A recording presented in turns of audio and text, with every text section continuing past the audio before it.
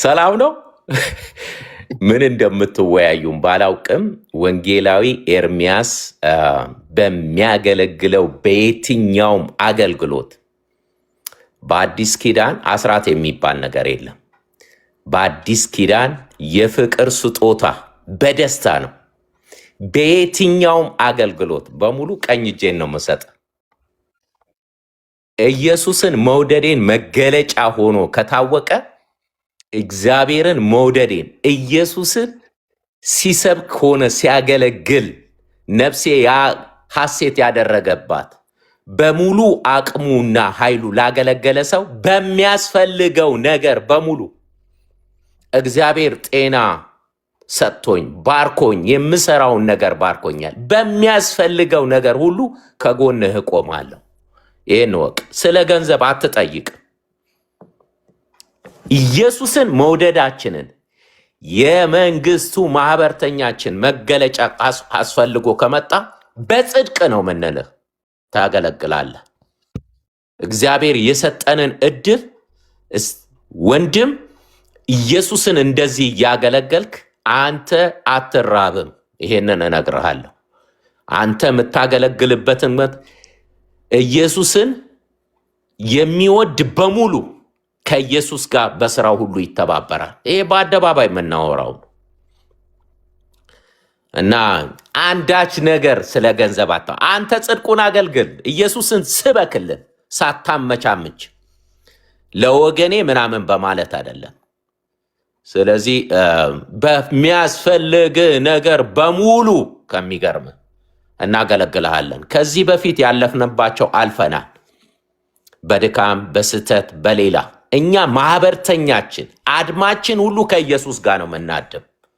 ማህበርተኛነታችን ሁሉ ከክርስቶስ ኢየሱስ ጋር ነውና እኔ በጣም ነው የምወድህ፣ በጣም ነው የምባረክብህ። ጀግና፣ ለህይወቱ ሳይሳሳ ሳይፈራ ኮምፕሮማይዝ ሳያደርግ ለጽድቅ የቆመ ኢየሱስን በአደባባይ የሰበከ ክብር ለኢየሱስ ይሁን። እንኳን በእጄ ሞያ ኖሮኝ እየሰራው ባይኖረኝ እኔ ለምኜ ወንጌል ይሰበካል። ይህንን እናገራለሁ። አንተ ብርቱ የጌታ ሰው ነህ። በእውነት ነው ብዬብል በጣም የተነቀፍንበት የተዋረድንበት እንደ እግዚአብሔር ቃል ስላልሆነ ነው። እንደ እግዚአብሔር ቃል የሰበከን አደባባይ ላይ ኢየሱስን ወጥቶ የሰበከ እንዳንተ ማውቀው ሰው የለም። ቱ ቢ ሆነስት በርታ። ኢየሱስ ጌታ ነው።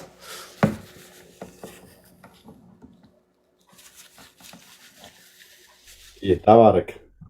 ሶሻል ሚዲያ ላይ ስመጣ ከማውቃቸው በዚህ 10 ዓመት ውስጥ አንዱ እሱ ነው። ቴንክ ዩ ባርሽ።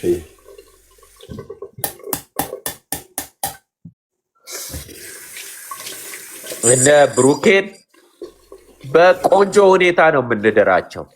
ጌታን አክብረን አስደስተን 20 ቅዱሳን ቢኖር በደስታ እንድራቸዋለን። እነዚህም ታናናሽ ወንድሞቻችንን በደስታ በንጽህና በቅድስና ለሚያምኑት ሁሉ ምሳሌ ሁኑ። የእናንተ ክብራችሁ ክትፎና ቁርጥ በመብላት አይደለም፣ ሰርጋችሁ ላይ ኢየሱስ በመታየቱ ነው። ከማንንም አታውም፣ ከማንም አትፎካከሩም። ግሩሜ ብሩኬ፣ እሺ ኢየሱስ ይሰበካል። በሰርግህ ላይ የእግዚአብሔር መገኘት ነው። ብለሲንግ ጉግል ላይ ገብተህ ብታየው ምንድን ነው ብለህ ብትል ብለሲንግ ብሎ የሚለው እስራኤልን የሚያሳየው የእግዚአብሔር አብሮነት ነው። ልንገርህ፣ የወርቅና የእንቁ አጠገብ ዙሪያ መክበቡ አይደለም፣ የእግዚአብሔር አብሮነት ነው፣ የእግዚአብሔር ሞገስ ነው። ስለዚህ እነዚህ ወጣቶችን ደግሞ በወጣትነታቸው በታማኝነት በንጽህና እግዚአብሔርን እንዲያገለግሉ እኛ ቅዱሳን በሶሻል ሚዲያ ላይ ያለነው ውጭ ሀገር ያለነው በሙሉ በቆንጆ ሁኔታ በፍቅር እንድራቸዋለን፣ በደስታ እንድራቸዋለን። ስጋዊ ነገር እኛ መንፈሳዊ ፍሬ እያፈራን መንሄድ ነው። ምንም አይነት ስጋዊ ነገር እንዳይገለጥብን እግዚአብሔር ያግዘናል፣ ይረዳናል። በማስተዋል ምን እንደሆነ ግን አልሰማውም። አይ ዶንት ኬር። እኔ ብሳሳትም በወንድሞቼ መካከል ላይ በንግግር ምን እየተወያያችሁ እንደሆነ አላወቅኩም። ግን ስሰማ እያወራን ያለ ነው ስለ ከወንድምነት ጋር አብሮ እኔ ነበር ዋን ስታስቀምጣቸው በዝርዝር ከነመርሲ ጋር ምናምን ይሄንን ራእይ የክርስቶስ ነው ብሎ ይረዳሉ ያግዛሉ ከብትላቸው ጋር እኔ አለሁልህ። በቪዲዮ ነው የምናገረው። ነምበር ዋን አለሁልህ። በጽድቅ አገለግላለሁ። በቃ ተባረክ። በጣም ነው የምወደህ። በርታለን እባክህ። የእግዚአብሔርን ድምፅ በመስማት የእግዚአብሔርን ቃል በማካፈል ታማኙን በጽናት ታማኝነትህ ለቃሉና ለመንፈሱ ይሁን። ሌላውን ቶ ዓለም ለምን አይገለበጥም? ለእግዚአብሔር ቃል ግን ታማኙን አታመቻመች። መርህ አለህ። መርህ የማይለወጥ የማይሻሻል ዘመናዊ ያልሆነ ዘላለማዊ በሆነው በእግዚአብሔር ቃል በጽናት አገልግል። ወንጌላዊ ኤርሚያስ እሺ፣ ተባረክልን። ቴንኪው ባርሽ። በጣም ነው የምንወድህ። ጌታ ካንተ ጋር ነው። እባክህ በጣም በቦልድ በድፍረት ምነግርህ አሜን። እኔ በልቤ ሙልነት በድፍረት ውስጤ መስክር ብለህ ብትለኝ በዚህ ዘመን ስለአንተ ቦልድሊ ይናገራለሁ። እግዚአብሔር ከአንተ ጋር ነው። ምን ትፈልጋለህ? አሜን። የአንድ ሀገር መሪ አይደለም ያለ እግዚአብሔር ጌታ ኢየሱስ ከአንተ ጋር ነው። ይህንን እወቅ። ይህንን አገልግል። ከማንም ጋር ትከሻ መለካካት አያስፈልግም። እግዚአብሔር የሰጠህን ተልኮ አገልግል። በርታ። እንወድሃለን፣ እናከብረሃለን። ድካምህ በሙሉ እየተውክ እያደግ በእውቀት እየበለጸክ ክርስቶስ ኢየሱስን ስበክ። የምትጠላው የየትኛውም ሃይማኖት የለም። እንዲቀየር እንዲለወጥ አስተምሯቸው ግን ተግተህ ትሰራለህ።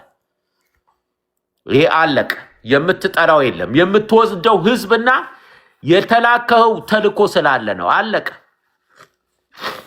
በጥላቻ ነው ብለው ለሚሉ ሰዎች ጠዋትና ማታ ጥላቻ አይደለም፣ ፍቅር ነው። የወንጌል እውነት ነው። ስለ ወገኖቹ አስተምሯቸው እንዲሻሻል ነው። ሐሰተኛ ነቢያቶችን፣ ሐሰተኛ መምህራንን እቃወማለሁ። ጴንጤ እንዲጠፋ አይደለም፣ አስተምሯቸው እንዲስተካከል ነው። ለጥላቻ አይደለም። እኔ እኮ ጴንጤ ነኝ። ጴንጤ ሆኜ ጴንጤ እንዲጠፋ እሰራለሁ። የተሳሳተ አስተምሯቸውን እንዲያስተካክሉ ነው። ለክርስቶስ ገንዘብ እንዲሆኑ ነው። የምንጠራው ሰይጣንን ነው። በቋሚነት የምንጠራው ሰው የለም። የምንጠራው ማንተባበረው ክፉ ስራቸውን አንተባበርም። ማንም ይሁን ማንም ከእግዚአብሔር ቃል አይበልጥም። ስም አይጠራም። የጽድቅ አገልግሎትህን ትቀጥላለህ። በርታ፣ ተባረክልኝ፣ ብርክ በልልኝ። እኔም ይኸው እንደዚህ አይነት አጋጣሚ ሲኖር ነው መጥቼ መናገር ብችለው። ስለዚህ ብርክ በሉልኝ። ተባረኩ። ወዳችኋል። ወንድምነት አሁን አብረን ከጎኑ የምንቆምንበት ታይም ነው። ከብዙ ሰዎች ጋር አብረን ቆመን እናውቃለን። ለብዙ ሰዎች ማለት ነው ወንድምነት ቆሞ ያውቃል። ለብዙ ሰዎች ቦልድ ሊወጥቶ ማለት ነው። በጣም ነው የሚገርም። ቦልድ ሊወጥቶ ለብዙ ሰዎች ሲናገር ሲጠይቃችሁ በዚህ 10 ዓመት ውስጥ ምስክር ናችሁ ራሳችሁ አይደለ? ለብዙ ሰዎች ማለት ነው ቦልድ ሊወጥቶ በቃ ግልጽ ነው። ለብዙ ሰዎች ማለት ነው። የብዙ ሰዎች ህይወት አልተቀየረም፣ ተቀይሯል። ምንም ጥያቄ የለው። በሚያስፈልግ ነገር ላይ በአገልግሎታቸው እንድትቆሙ እኔን የምታውቁ ሰዎች እያለ ሲያወራ አልሰማችሁ? ይገርማል እኮ ማለት እኔን የምታውቁ ሰዎች በቃ በእኔ ብላችሁ የመጣችሁ ሰዎች በእኔ ይሁንባችሁ፣ ይሄንን ሰው አብራችሁ ቁሙ ብሎ አልመሰከረም? ለሰው መስክሮ ያውቃል። ስለ ራሱ ግን አካውንቱን ጽፎ በሉ አስገቡልኝ ምናምን ብሎ ተናግሮ ያውቃል? በፍጹም በፍጹም በፍጹም። የምታግዙት የምትረዱት በውስጥ መስመር የምታገኙ ሰዎች ትኖራላችሁ። ግን በአደባባይ ላይ እንደዚህ አድርጎት ያውቃል? ገፍታችሁ መታችሁ አብረን እንቁም ብላችሁ የቆማችሁ ሰዎች የላችሁም? አላችሁ። ስለእናንተ እግዚአብሔርን እናመሰግናለን። እዚህ አሁን ዛሬ ያደረግነው ነገር ምንድነው? አርጀንት ነገር ስላጋጠመ ያንን ነገር ክሊር አድርገን በውስጥ መስመር ሰዎች ይህችን አጋጣሚ ተጠቅመው ሌላ ነገር ያወሩባታል ያወሩባታል። ምክንያቱም የወንድምነትን አገልግሎት ለማስቆም ብዙ ሰዎች አሉ፣ በውስጥም በውጭም ያሉ ሰዎች። ያለፈ አልፏል። አሁን ግን የወደፊቱን ነው ማየት ያለብን። በቃ የወደ ኋላችን እየተውን የፊታችን ለመያዝ መዘርጋት መቻል አለብን። ብዙ ነገር ይጠብቀናል እና የኋላ ነገር አይጎትተን ለማለት እፈልጋለሁ። በዚህ አጋጣሚ ተባረኩ፣ ጸጋ ይብዛላችሁ እህቶች። በውስጥ የጻፋችሁልኝ ዳንዬ ጽፌልሃለሁ፣ እንትን ላይ ግሩፕ ላይ ያስገባን ብለውሃል። ትክክል ነው ያደረጋችሁት። በእውነት እንኳንም ፊት ለፊት መጣችሁ። ምንም የሚያሳፍር ነገር የለም። ምንም ነገር የለም። በህይወት ዘመናችን ያለ ነው መሆንም ያለበት ነገር ነው። ይሄ የእግዚአብሔር ሕዝብ ነው። እያንዳንዱ የእግዚአብሔር ሕዝብ ደግሞ በግልጽና በእውነት መነገር መቻል አለበትና እኔም ብዬሽ ነበር በውስጥ ግን ሳስበውን ትክክል ነው ያደረጋችሁት። ክብር ሁሉ ለኢየሱስ ይሁን።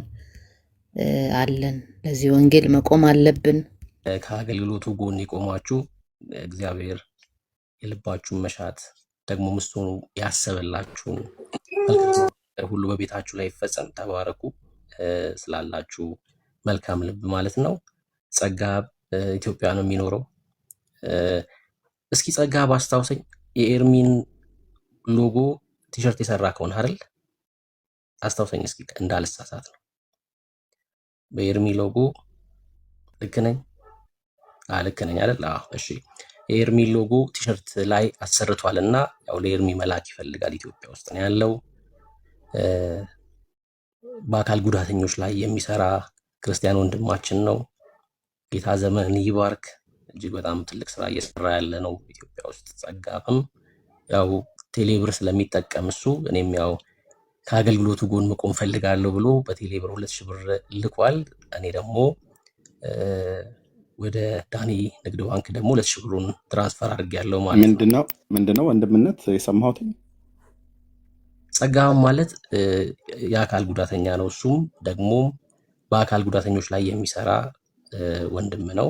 በውጭ ሀገር ይኖር የነበረ ነው በፊት። የአንተን ይሄ ሎጎን ቲሸርት ላይ አሰርቷል እና ሊልክ ይፈልጋል ያው ወደ አንተ ማለት ነው። መጽሐፎች ሲሄዱ አብሮ እንዲላክ ነግሮኝ ነበረ። አይጠፋም እዚህ ቤት ሁሌም ማለት ነው። ሁሌም ስታገለግል አብሮ ያለው ወንድም ነው። ኢትዮጵያ ውስጥ የሚኖር ወንድም ነው። አውርተን ነበረ። እሺ፣ በቅንነት አድርጎት ሊሆን ይችላል ወንድሜ ጸጋውን እዚህ ካለ ከሰማይ ማለት ነው። የኔም ፈቃደኝነት ግን አልጠየቅም። ይሄ ደግሞ በአገሪቱ ሕግ በወንጀል ያስጠይቃል። ምክንያቱም ሕጋዊ እንደሆነ ብዙ ሰዎች አታውቁም አይደል? የአንድን ድርጅት ሎጎ ወይ ደግሞ የአንድን አገልግሎት ሎጎ፣ የሙሉ ወንጌልን ቤተክርስቲያን ሎጎ፣ የምስራቅ ክርስቶስ ቤተክርስቲያን ሎጎ ያለ ቤተክርስቲያኒቱ ፍቃድ ወይ ደግሞ የአንድን ሚኒስትሪ ሎጎ በፍጹም ለእኔም ለመላክ እኔ እዚህ አንደኛ እዚህ ሀገር የሚሰሩ ሰዎች አሉ፣ ግን በልብ ቅንነት አድርጎት ሊሆን ይችላል፣ ችግር የለውም። ግን እንዲህ እንኳን ለማድረግ ከተፈለገ እንኳን ቢያንስ መጠየቅ አለበት እና አግባብ አይደለም። አዎ ያው በቅንነት ነው እሱ። በቅንነት ካደረገው ለራሱ አገልግሎት አይደለም የሚጠቀምበት። ሎጎውን ቲሸርት ላይ አሰርቶ ለአንተ መላክ ነው የፈለገው። ወንድማችን ግን በቅንነት ስላደረግከው እረዳሃለሁ። ለእኔ አስቦ ሊሆን ይችላል። እሺ ቴንኪው። ከዚህ ያለፈ ግን ካለ በምንም አይነት መልኩ አገልግሎቱን ለማሰደብ እና አገልግሎቱን ያልሆነ መስመር ላይ ለመውሰድ ያደረገ ሰው ነው። አገልግሎቱን መንካት ማለት እኔን መንካት ማለት ነው እና እንደዛ እንዳታርጉ ለማለት ነው። ቴንኪው ወንድምነት፣ ተባረኩ። ቴንኪው ወንድማችን ጸጋውን ስለ ልብህ ቅንነት ተባረክ። እዚህ ያሉ እህቶችና ወንድሞች በቅንነት ስለተረዱ ባላቅህም እንኳን አንተ ልታውቀኝ እንችላለን ወይ እኔም አውቄ ዘንግቼ ሊሆን ይችላል። እሺ ቴንኪው፣ ተባረኩ። ጸጋ ይብዛላችሁ። የአንዳንድ ሰዎች ኮሜንትን አይቼ ነበር። ትዝብቴን ዝም ብዬ 1 ደቂቃ ጣል ላድርግና ልለፍ። የአንዳንድ ክርስቲያን ወንድሞችን እና እህቶችን ኮሜንት አየሁ። ኦኬ እዚህ አሁን ለሚደረገው በጎ ነገር ማን ያስገደደ? ዳንኤል ያስገድዷል? አልሰማሁም። እዚህ ያሉ ወንድሞች እናቶች ሜርሲ ያስገድዳለች? አልሰማሁም። እኔ ያስገድጃለሁ? አልሰማሁም። ልበ ቅኖች የሆናችሁ አገልግሎቱን በመልካም ልብ የምትቀበሉ ወንድሞች እና እህቶች ይኸው ቀጥታ ነው እኔ ነኝ የምጠይቀው። ከዚህ በፊትም እንዳልኳችሁ በሚያስፈልገኝ ሰዓት ላይ መጥቼ እጠይቃለሁ ብዬ እንዳልኩት ያው መጥቼ እጠይቃለሁ። እውነቱ ይሄ ነው። ማንም ሰው ይሄን የምታደርገው ነገር መጽሐፍ ቅዱሳዊ አይደለም፣ ብሉይ ኪዳናዊም አዲስ ኪዳናዊም አይደለም፣ ነውር ነው፣ ወንጀል ነው፣ ኃጢአት ነው ብሎ የሚል ሰው ገስት ልኮ ገብቶ እኔም ካሜራ ከፍታለሁ አይኔን እያየን የማይኑን እያየው ከቅዱሳት መጽሐፍ ጠቅሶ በደል መሆኑን ኃጢአት መሆኑን በአደባባይ መጠየቅ፣ በግልጽ መጠየቅ፣ ያለማጭበርበር መጠየቅ፣ አመፅ፣ በደል፣ ወንጀል፣ ኃጢአት፣ ነውር፣ ማታለል ከሆነ ገልጦ ያሳየኝ መጽሐፍ ቅዱስን ክፍሉን፣ ከዛ ሀሳብ አወራዋለሁ ማለት ነው። ግን ይህንን ማንም አያደርግም። ለምን? የምንሄድበት የጽድቅ መንገድ ነው። እንዳልኳችሁ እንኳን እኔ አይደለሁኝም ያ ታላቅ ሐዋርያ እንኳን ለአገልግሎቱ ጠይቋል። ከአንዴም ሁለቴ ከሁለቴም ሶስቴ ማለት ነው። የጽድቁ መንገድ ይሄ ነው። ኦኬ በራእይ ስም ብዬ እኮ አሁን ይህንን ሎጎ እኮ በደንብ አድርጌ አሁን እንደተባለው ሎጎውን አድርጌ አንድ በጣም ትልቅ ሰው ነገረኝ ከዚያ በፊት እና ሎጎውን አርማ ተደርጎ የሆነች የብዙ ሰው ላይ ስታምፕ ሆኖ ታትሞ አየው አለኝ እና ደግሞ ቀጥሎ ያለው ያየሁት ራእይ ብሎ በጣም ልብን የሚያሞቅ ራእይ ነው ያየው። በጣም እውነተኛ ራእይ ነው ራእዩም እና ነገረኝ። ለእግዚአብሔር ክብር ይሁን ብዬ አልኩትኝ እና ምንድነው ለማለት የፈለግኩትኝ በብዙ እኮ መንገድ ሰውን ለማጭበርበር ከተፈለገ ሰዎቹ በሚሄዱበት መንገድ እኮ መሄድ ይቻላል። ግን አላደርግም። እዚህ ቅድም ኮሚቴ ስጽፉ የነበራችሁ ሰዎች አንዳንዶቻችሁ በዚህ 4 ዓመት ውስጥ አንዳንዶቻችሁን በዚህም 8 እና 7 ዓመት ውስጥ አንዳንዶቻችሁንም እነኛ እንኳን ቀደምት የሆኑት እንኳን እንደዚህ አልደፈሩም። ግን አይቻችኋለሁ። የእርምዬ ጌታ ይባርክ ስትሉ የነበራችሁ የጻፋችሁትን አይቻለሁኝ። በጎ ምላሻችሁን ማለት ነው። ቴንኪዩ ክፋታችሁን ስላሳየችሁኝ ማለት ነው። በኮሜንት ክፋታችሁንና ምን ያህል ግብዞች መሆናችሁን ስላሳያችሁኝ ማለት ነው። አንዳንዶቹ ለእኔ በውስጥ ኮሜንት ጽፈውልኝ ነበር ከዚህ በፊት ማነው ሜሴጅ ጌታ ይባርክ እንተ የጌታ ባሪያ እያሉ ማለት ነው። አሁን ግን አየህ በጽድቅ እዚህ ፊት ለፊት ላይ ስለጠየቅኩ አመፅ መጻፍ ጀመሩ ማለት ነው። ያስገድዳል። ማናችሁም ተገዳችሁ እንዳታደርጉ። ማንም ሰው ደስታ ሳትሰኙ የምትሰጡት ስጦታ ለእኔና ለቤቴ እውነቴን ነው የምላችሁ በጣም ቆሻሻ ነገር ወደ ቤቴ ያስገብታችኋል ማለት ነው። አልፈልገውም። ደስ ሳትሰኙ ሳታምኑበት የምትሰጡት ስጦታ በሙሉ የፈለግከው ላክ ለእኔ ቆሻሻ ነው። እደግመዋለሁ፣ ሰልሰዋለሁ። ወንድሞች እናቶች፣ ሳታምኑበት ልባችሁ ሳይቀበል እውነት ነው በዚህ ጉዳይ ላይ ብሎ የሚለውን ነገር ልባችሁ ሳያምን የምታደርጉት ነገር የትኛውንም ነገር አድርግ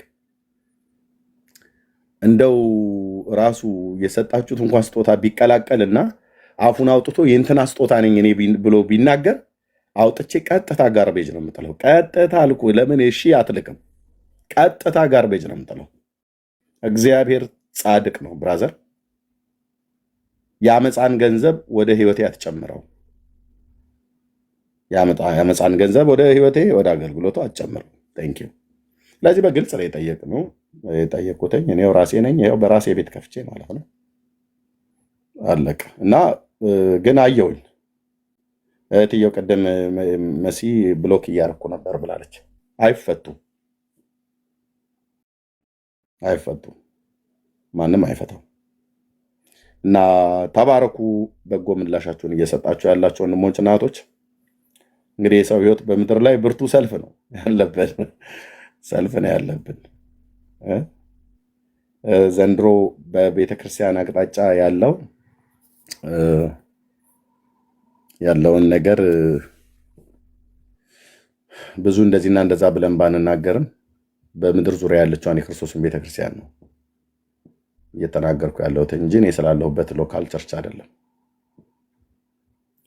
እና ግን ጌታ እግዚአብሔር ሰዎችን ሰጥቶ በክርስቶስ ቤተክርስቲያን ውስጥ እግዚአብሔር ያስነሳቸውን ሰዎች ቤተክርስቲያን በአግባቡ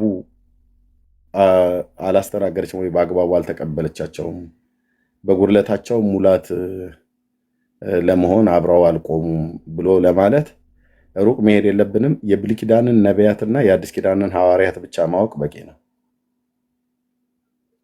አንድ ከብሉይ ኪዳን ከነቢያቱ አንዱን እንደ ምሳሌ አድርጌ ጠርቼ ከአዲስ ኪዳን ደግሞ ከሐዋርያቱ አንዱን ምሳሌ አድርጌ በጠራ ጳውሎስንና ኤልያስን ማለት ነው። ከነቢያት ኤልያስን፣ ከሐዋርያት ጳውሎስን። እነዚህ ብቻ አባቶች ምስክሮች ናቸው። የእግዚአብሔር አገልጋዮች ናቸው። በሁለቱ ኪዳን ውስጥ የቆሙ አገልጋዮች ናቸው። ከጌታ የተጠራ አጭበርባሪ ያልሆነ ነቢይ ነው ኤልያስ። ማንም በዚህ ጉዳይ አፉን የሚያነሳበት የለም። በጽድቅ መንገድ ያገለገለ ነው። በሱ አይነት ለእግዚአብሔር ቅናት ቀንቶ በእስራኤል ምድር ላይ የተነሳ የለም። በሱን ያልክ ማለት ነው። እና እሱንም ይሁን ሌሎቹን የብሉይ ኪዳንን ነቢያት የእስራኤል ልጆች እኮ አልተቀበሏቸውም።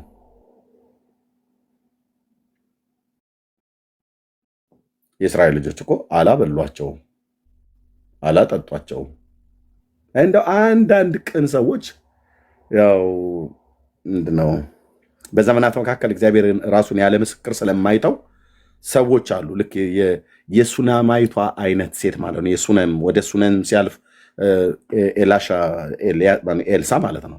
ኤላሻ በዛ ያልፍ ነበረ እና አንዴ በዶታይን አንዴ በቀርሜሎስ የአባቶች አምላክ ስም ይባረክ። አንዴ በዶታይን አንዴ በቀርሜሎስ ይቀመጥ ነበረ ኤልሳ ማለት ነው። እና ሲወጣ ሲገባ ሲሄድ ሲወርድ ሲሄድ አይታዋለች። እና ይህን እግዚአብሔርን ሰው ለምን እዚህ ሰገነት አንሰራለትም ብላ ያለች እንደሱ አይነት በእስራኤል መካከል የተገኙ ሴቶች ነበሩ። እግዚአብሔር እንዳስነሳው የኤልያስ መንፈስ በኤልሳ ላይ እንዳረፈ አይተዋል። የቤተል ሰዎች ብቻ ሳይሆኑ የኢያሪኮም ሰዎች አይተዋል፣ አረጋግጠዋል። በኢያሪኮም የነበሩ የነቢያት ልጆች፣ በቤተልም የነበሩ የነቢያት ልጆች አይተዋል። በእርግጥ የቤተሎቹ በዚህ ቋንቋ በጣም ይቅርታ ልናገር ባለጌዎች ቢሆኑም ማለት ነው። ባለጌ ያልኩት ለምንድን ነው? ኤልሳን ወደ ቤተል ሲመጣ፣ ቤተል ማለት የእግዚአብሔር ቤት ነው። ወደ ቤተል ሲመጣ እኮ በስድብ ነው የተቀበሉት። ኤልሳ መላጣ የተባለው እዛ ነው። በቤተል ያሉ በእግዚአብሔር ቤት ያሉ፣ ቤተል ማለት የእግዚአብሔር ቤት ነው። በእርግጥ በሆሴ በኋላ ላይ ቤተ አዌ ነው ብሏቸዋል። ይህ ቤት ቤተል ሳይሆን ቤተ አዌ ነው፣ የኃጢአት ቤት ነው ብሏቸዋል። ምክንያቱም በቤተል ኃጢአትን ይሰሩ ስለነበረ ማለት ነው። እና ግን በቃ የኤልያስ መንፈስ በሱ ላይ እንዳረፈ አይተዋል። ምንም እንኳን ቢያርፍ ኤልሳ መላጣ ብለው ነው በእግዚአብሔር ቤት ውስጥ የተቀበሉት። ደግሞ ከእነሱ መካከል ደግሞ ያቺ አይነት ስነማይቱ አይነት ሴት ደግሞ አለች። የእግዚአብሔር ሰው በዚህ ያልፋልና ብላ ያለች ማለት ነው። እንደነሱ አይነት ጥቂት ሰዎች የምጠሯቸው አሉ። በጣም በቃ ማነው ብለህ ከመቶ አንድ ካገኘ ማለት ነው። ካልሆነ በስተቀር የብሉይ ኪዳን ነቢያት ታሪካቸውን እኔ አጥንቻለሁ። ጌታ እግዚአብሔር ምስክር ያጠናሁትን ያህል ማንን ነው የተቀበሏቸው?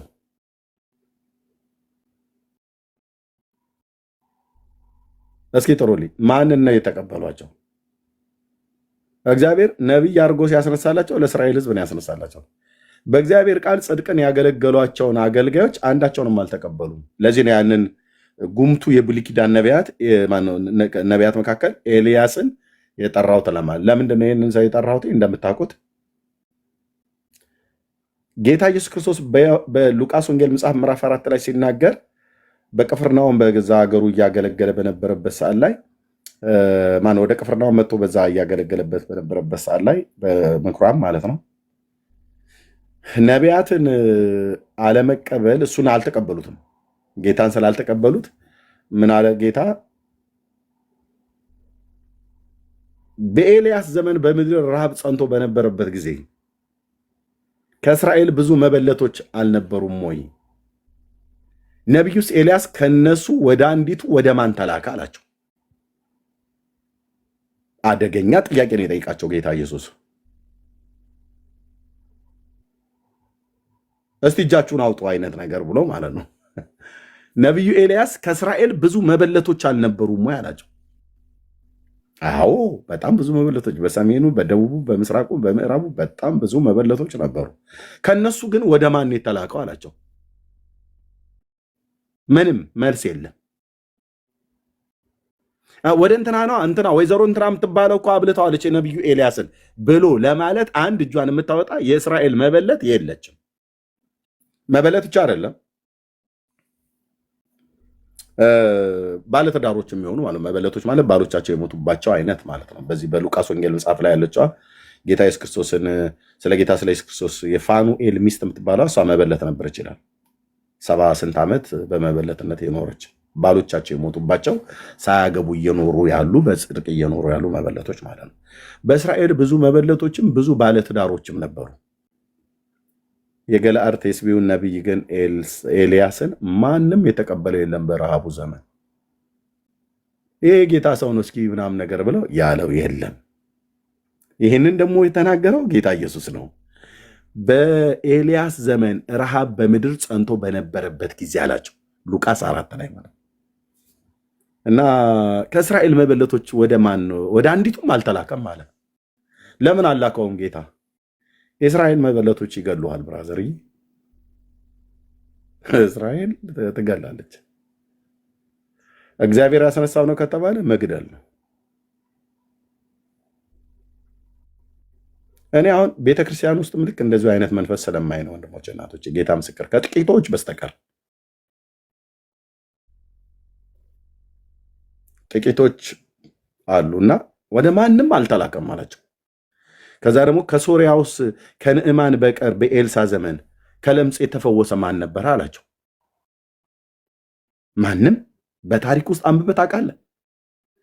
ኤልሳን ስታስብ የሶሪያውን ንዕማንን ባለ ለምጻሙን ታስባለህ። በእስራኤል ግን አንድ መዓት ለምጻሞች ነበሩ። በጌታ እንኳን በኢየሱስ ክርስቶስ ዘመን 10 ለምጻሞች ነበሩ በመንገድ አብረው ሲሄዱ የሚያገኛቸው የነበረውና 10ሩንም መጠውና ንጹ አላቸው። ነጹ እና አንዱ ብቻ ተመልሶ ጌታን ሲያከብር፣ ሌሎቹ ግን አልተመለሱም። አየህ፣ እንደ በግ ነበር የሚሄዱት ብዛታቸው ማለት ነው። ራሱ በኤልሳ ዘመን ራሱ ሶርያውያን አደጋ ሊጥሉ በመጡበት ሰዓት የሰረገሎች ድምፅ አሰምቶ እግዚአብሔር ሶርያውያንን በበተነበት ሰዓት ላይ በዚያን ጊዜ ኤልሳ ነገ በሰማርያ ይህንን ያህል ሰቅል በእንደዚህ አይነት ዱቄት ይሸመታል ብሎ ትንቢት በተናገረበት ጊዜ 4 ለምጻሞች ከከተማው ውጭ ነበሩ ይላል ሎርድ። እነዚህ 4 ለምጻሞች እንዴት ኤልሳ ጋር መጥተው አልተፈወሱም? ቶስ እንዲሆን ምናምን ነገር የሚበላው የሚጠጣውን ቶ ለምን ኤልሳ ጋር መጥተው አልተፈወሱም? አልሰሙም እንዴ? የአሕዛብ ንጉሥ የነበረው የሶሪያ ንጉሥ የጦር ጃንደረባ የጦር ጀረናል የነበረው ሰው ንዕማን መጥቶ ተፈውሶ እንደሄደ በዮርዳኖስ ከነቢዩ ከኤልሳ እጅ ተፈውሶ እንደሄደ አልሰሙም? ሰምተዋል። ታዲያ እነዚህ ለምጻሞች መጥተው ለዛ ሰው እግዚአብሔር ለሶሪያዊ ሰው እግዚአብሔር በጎነትና ምሕረትን ፈውስን ያደረገለት ጌታ ለእኛም ያድርግልን ብለው ለምንድነው ወደ ኤልሳ ያልመጡት? እነዚህ 4 ለምጻሞች ጠይቃችሁ ታውቃላችሁ? ለምን ሌሎቹ በእስራኤል ያሉ በጌታ ኢየሱስ ክርስቶስም ዘመን 10ም 5ም 3ም 2ም 1ም ሆኖ በመንገድ የሚሄዱት ለምን ወደ ኤልሳ አልመጡም? ስላልተሰማ ነው? ተሰምቷል። ታዲያ ለምን አልመጡ? ከእስራኤል እንዴት አንድ ለምጻም እንዴት አልተፈወሰም?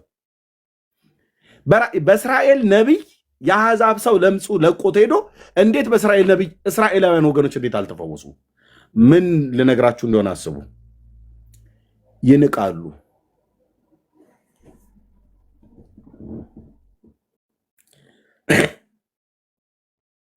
እንዴት ከእስራኤል ብዙ ሺህ መበለቶች እያሉ እግዚአብሔር እንዴት በአሕዛብ ንጉሥ ሴት በአሕዛብ ሴት በመበለቲቱ እንዴት ነቢዩን ይመግበዋል? ቆይ ሰው ጠፍቶ ነው በቁራ የመገበው ጌታ ወይስ እንደው ተአምራቱን ዝናውን ለማሳየት አሞራ እንኳን ማዘዝ የምችል ነኝ ብለው ምናምን ነገር ብሎ ለማለት ጌታ እንደዛ ዓለም ሁሉ አሞራ እንደማዝ ይወቅልኝ ብሎ ነው? አሞራ አይደለም ፍጥረት ሁሉ አይደል የሚታዘዘው? ለምን ኤልያስን በቁራ ሊመግበው ፈለገ? አስባችሁ ታውቃላችሁ? ወንድሞች እናቶች፣ ወንድም አለ ሰው ስለሌለው ነው ጌታ ማለት እንዴ። ይሄ ሁሉ እስራኤል ከሰሜን እስከ ደቡብ አይ እሱን ተው፣ ይሄ ዝም ብሎ ይሄ ቋጣሪ ትውልድ እሱን ተው። እግዚአብሔር የቀባቸውን እግዚአብሔር የጠራቸውን ሊቀበሉ እንደማይችሉ አምላክ ስለሚያውቅ ነው። ቢቀበሉ ኖሮ ኤልያስን በተቀበሉት ነበር። ስለዚህ ዝናውን አሞራ ማዛ አምላክ ነኝ ምናምን ነገር ብሎ ለማለት ለማሳየት ሳይሆን ሰው እያለ ግን ሰው የማይኖርበት ጊዜ አለ። በአካብ ዘመን አሁንም ቴንኪዮ ያባዬ እግዚአብሔር መንፈስ ቴንኪዮ ኔ አባት ኢዮናዳብ የሚባለውን ታውቁታላችሁ? ኢዮናዳብ ወይ አሚናዳብ ማን ነበረ? ኢዮናዳብ ነው። ልክ ነው። ኢዮናዳብ በኤልያስ ዘመን ማለት ነው። ኤልዛቤል ነቢያትን ስታስጨፈጭፍ ስታስገድል፣ እሱ ግን በየዋሻ እየወሰደ 50 ሰዎች እያደረገ ይመግብ ነበር።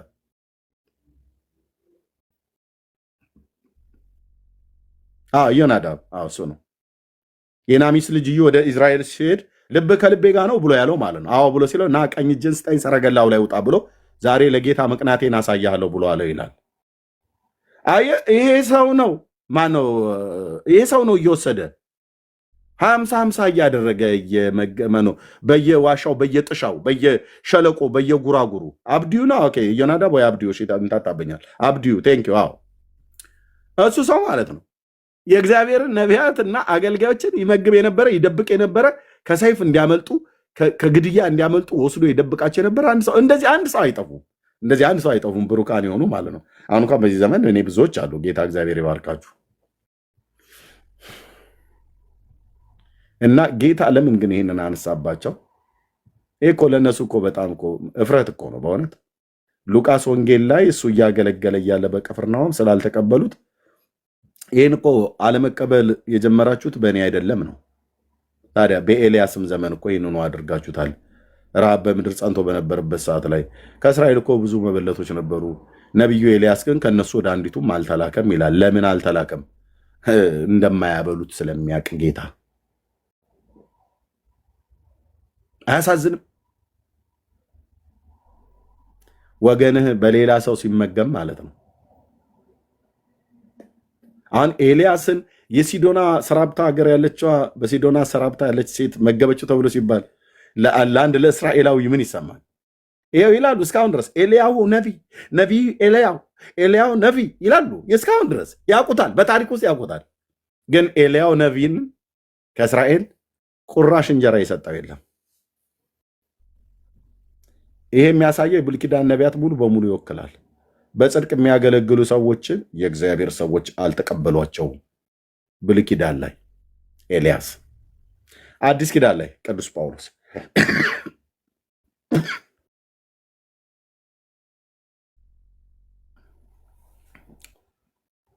የጳውሎስማ በስመ አብ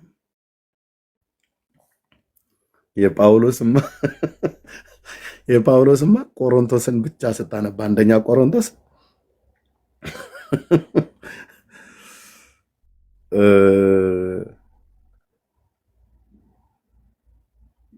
ባይዘ ድንኳን ወደ መስፋት የገባው እየተራበ ስለነበረ ነው።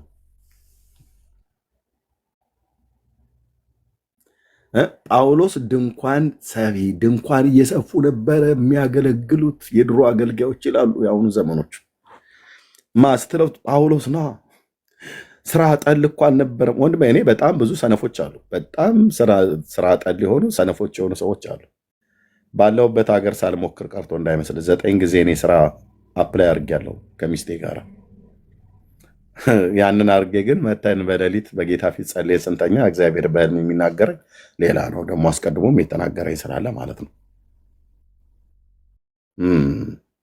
ማንን እጎዳለሁ? ማንን እጠቅማለሁ? ሰፈር የማደርገው እኔ ነኝ፣ ቤተሰቤ ነው።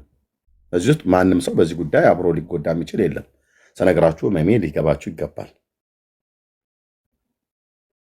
አንዳንዴ ጌታ ለምን አትለቀኝም ብዬ ያልኩት ጊዜ አለ ሁሉ።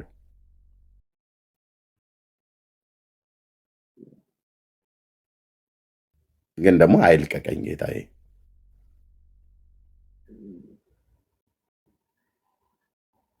እና የጳውሎስ ደግሞ ለየት ይላል። እኔ በጳውሎስ ዘመን ብኖርና ወንጌል ገብቶ ወይም ቢሆን ኖሮ በፍጹም በምንም አይነት መልኩ እሱ ድንኳን ወደ መስፋት መግባት የለበትም ብዬ በቸርች ውስጥ ሽንጤን ገትሬ የምከራከርለት ሰው ነበር መሆኑ። ወንጌል ገብቶ ወይም ቢሆን ኖሮ እሱ የጻፈው መልእክት ገብቶ ቢሆን ኖሮ እና በዘመኑ ቢኖር ይህ ሰው በፍጹም ድንኳን ወደ መስፋት ሊገባ አይገባም ብዬ እከራከርለት ነበር። ድንኳን በምንድን ነው የሚሰፋው? ያኔ በእጅ ቴክኖሎጂ አለ። ያኔ ስፌት መኪና አለ? የለም። የሚሰፉት ድንኳን የሰው መኖሪያ ነው። የሰው መኖሪያው የሆነው ድንኳኑ ደግሞ በጣም ትልቅ ነው። ስለዚህ እጃቸው ላይ ባለ ወስፌ ነገር በሚመስል ማለት ነው፣ ከብረት የተሰራ በእንደሱ አይነት ቴክኖሎጂ ነው የሚሰፉት። እሱን ሰፍተው እንደሚያደርጉት የሰው መኖሪያ ነው የሚሆነው። አንድ ድንኳን ሰው ሰፍቶ ለመጨረስ ምን ያህል ጊዜ ይወስድበታል? ነጠላ እንኳን ለመቋጨትና ነጠላ እንኳን እንደዚህ የወፍ እግር የሚባለው ነጠላውን ከነጠላው ጋር የምናያይዝበትን እሱ እኔ ገጠር ስላደኩኝ በደንብ ስለማቅ ምን ያህል እንደው ብዙ ቀናት ተብሎ ባይባልም ግን አንድ ቀንም ቢሆን የተወሰነ ሰዓት እንደሚወስድብን እናውቃለን። ድንኳን መስፋትስ አየ ያ ታላቅ ሐዋርያ አንገቱን አቀርቅሮ እጁ እየበለዘ ጣቶቹ እየበለዘ ድንኳን ይሰፋል። ያ ታላቅ ሐዋርያ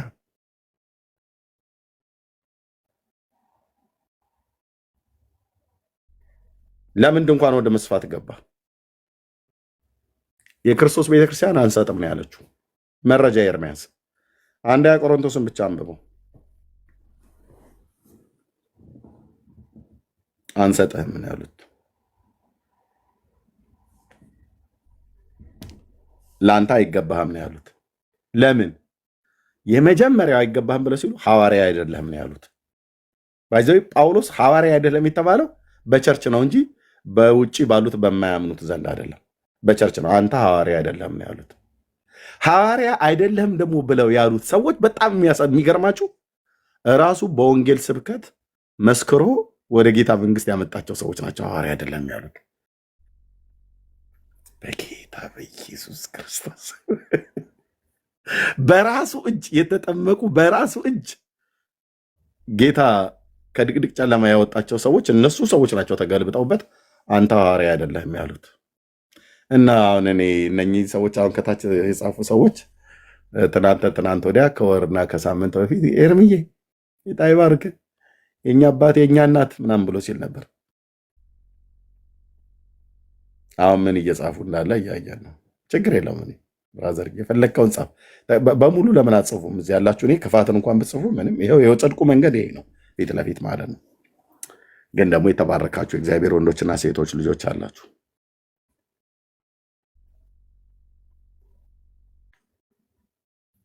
አየ ያ ታላቅ ሐዋርያ እኔ በምናቤ ይመጣብኛል። ወንድሞች እናቶች፣ እኔ አላውቀውም፣ ግን በምናቤ አንድ ሐዋርያ ሊሆን በእግዚአብሔር አብ ሐዋርያ ሊሆን የተጠራ በእጆቹ በጣም ብዙ ትልልቅ ተአምራት የሚያደርግ እስከ 3ኛው ሰማይ ድረስ ሄዶ ሰው መስማት የማይገባውን ድምፅ ሰምቶ የመጣ ሐዋርያ አንገቱን አቀርቅሮ የሆነ ድንኳን ሲሰፋ ይታይህ።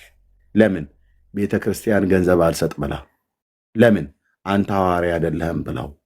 በማን የተባለው? ራሱ ሰብኮ አጥምቋቸው ልጆቼ ብሎ በሚጠራቸው ነው። ለዚህ ነው አይሽ ለሌሎች ሐዋርያ ባሉ ለእናንተ ሐዋርያ ነኝ አላቸው እነኙን ሰዎች። ይሄም ብቻ አይደለም፣ በክርስቶስ አእላፍት ሞግዚቶች ቢኖራችሁ እኔ ግን በክርስቶስ ኢየሱስ ወንጌል ወልጃቸዋለሁ አላቸው። ዋት በክርስቶስ ኢየሱስ ወንጌል የወለድካቸው ልጆች ናቸው እንዴ የተገለበጡብህ ጳውሎስ? አዎ። እነሱ ናቸው አይሰጥም ብለው ያሉት? አዎ። የሚያበራየውን በሬ አፉን አትሰሩት እኮ ተብሎ ተጽፏል። ጌታ እኮ እነሱ ጥቅስ አያውቁ ልጆቹ ናቸው። ግን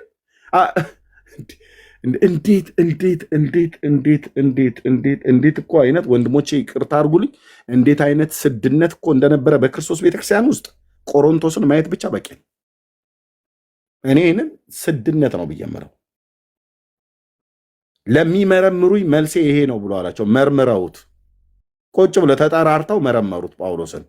እስኪ ምልሽ የጳውሎስ ሐዋርያነት ግን ከጌታ ነው ብለሽ ታያለሽ? አትይም? እስኪ ሀሳብ ስጭበት እያሉ ማለት ነው። እስኪ ሀሳብ ስጥበት አንተም። ለሚመረምሩኝ መልሴ ይህ ነው አለ። በምንድን ነው የመረመሩት? ለምንድን የመረመሩት? የሐዋርያነቱን ስልጣን አላመኑ። ግን ጌታን የተቀበሉት በዚህ ሰው እጅ ነው። ስብከተ ወንጌል የሰሙት በዚህ ሰው እጅ ነው። ወደ ጌታ የመጡት በዚህ ሰው እጅ ነው።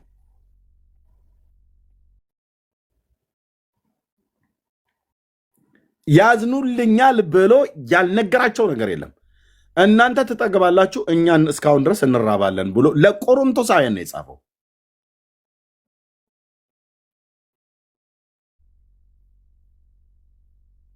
እነሱ ተስማምቷቸው ወፍረዋል፣ እሱ ግን ከስቷል። ሰውነቱ ሲታይ ደካማ ነው ይላል ምዕራፍ 7 ላይ ማለት ነው። እራሳቸው ናቸው የሚሉት። ሰውነቱ ሲታይ መልእክቶቹ ኃይለኞች ናቸው፣ ሰውነቱ ግን ሲታይ ደካማና የተናቀ ነው ብለው ይላሉ አለ። ደካማ ነው ይላሉ። ያ ነው ይሄ ቀሺም እያሉ ማለት ነው። ቸርች ውስጥ ጳውሎስ ነው የተባለው። በጌታ ሲሆን ነው ደግሞ በስጋም ወደ መድከም የመጣው። ለምን? አንደኛ በረሃብም ማለት ነው። በረሃብ ብዙ ጊዜ በጦምና በብርድ በስርዓት እኮ ብሎ አለ ተናግሯል። የአባቶች አምላክ ይህን መንገድ ብቻ ነው የምፈልገው። ይህን መንገድ ብቻ እፈልጋለሁ። ቴንኪው የኔ ጌታ። የጽድቅ መንገድ ያዋጣል ወንድሞች እናቶች፣ ያዋጣል። የጽድቅ መንገድ ያዋጣል። ጽድቅ ያዋጣል። እኔ ጌታ ጽድቅ በየትኛውም ጊዜ የኋላ የቀረ ሊያስመስል ይችላል፣ ግን ያዋጣል። የሰላም ሕሊና የሰላም ልብ እንዲኖርህ አድርጎ በእግዚአብሔርም በሰውም ፊት ትኖራለህ ማለት ነው። እና በቃ እንደዚህ ይመጣብኛል ፊቴ ጳውሎስ ማለት ነው። መንከራተቱን ሳየው ማለት ነው። ተርቦ እናንተ ትጠግባላችሁ እኛ ግን ተርበናል ብሎ ሁሉ ጻፈላቸው። እንዲሰጡት የሚያበራየውን በሬ አፉን አትሰሩት ብሎ ከመሰዊያው እኮ የሚያገለግሉ ብሎ የብሉይ ኪዳንን አገልጋዮችን ሌዋውያንን ጠራና ከመሰዊያው እኮ የሚያገለግሉ ከመሰዊያ የሆነውን ነገር እኮ እንዲካፈሉ እኮ ጌታ ደንግጓል። ለእኛም እኮ ከወንጌል ቀለብ እንድንቀበል እኮ ጌታ ደንግጓል አለ። ጌታ የደነገገለትን እንኳን ከቸርች አሰጠውም ነበር። እዛ ሄደ ድንኳንን ሰፍተ የምትበላበት ብላ አይነት ነገር ማለት ነው። ከፈለግ ድንኳን ብላ፣ ከፈለግ ካፈር ብላ አይነት ነገር ማለት ነው። ያሳዝነኛል። ጳውሎስ በዚህ ዘመን ኖሮ ቢሆን ኖሮ እኔ ቅዱሳንን በጠየቅኩለት ነበር።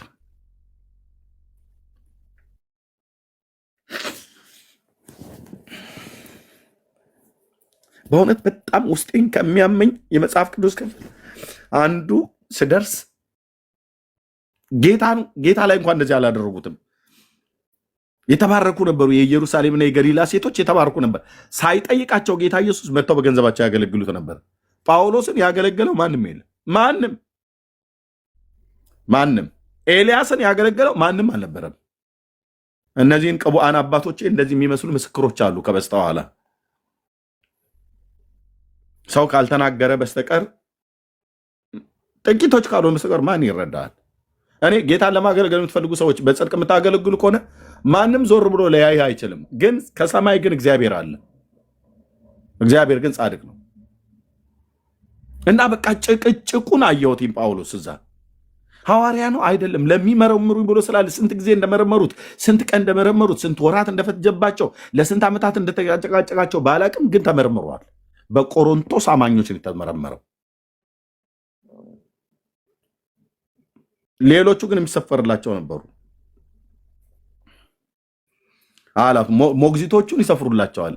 ይሄኛውን ግን ናቲንግ። እናንተ ትጠግባላችሁ እኛ እንራባለን እያለ ጽፎላቸው አይሰጡትም። ምን አይነት ጭካኔ ነው በጌታ!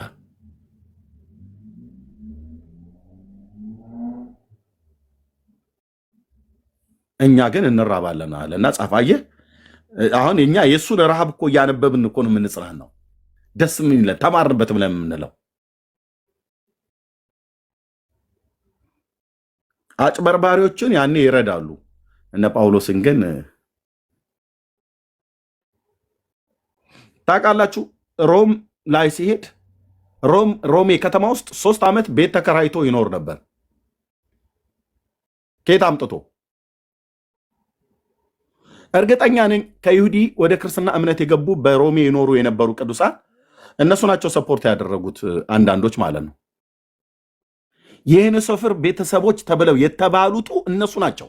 ፈልጎ በሮሜ የአባቶች አምላክ ፈልጎ አገኘኝ ይላል። አፍሮዲጡ በሚባል ሰው በኩል ከፊልጵስዩስ የተሰበሰበለት ገንዘብ መዋጮ ነበረ ለጳውሎስ ብለው። ለዚህ ነው ቅዱስ ጳውሎስ መልእክቱን ሲጽፍ ከፊልጵስዩስ ቤተክርስቲያን በስተቀር በመስጠትና በመቀበል ስሌት ከኔ ጋራ የተካፈለ ማንም የለም ማለት። ሌሎቹን ሌሎች ናቸው፣ የጌታ ቤተክርስቲያን ናቸው፣ ግን የለም ስለ ብራዘር ገላትያ ምናምን ነገር ተሰሎንቄ የለ።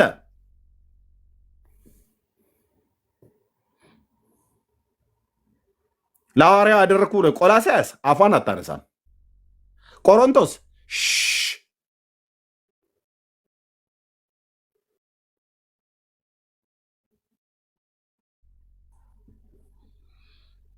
አምላኬ እንደ ባለጠግነቱ መጠን በክብር በክርስቶስ ኢየሱስ ብሎ ያለው እኮ ለፊልጵስዩስ ቅዱሳን ነው። በአፍሮዲጡ በኩል ሰብስበው ላኩለት።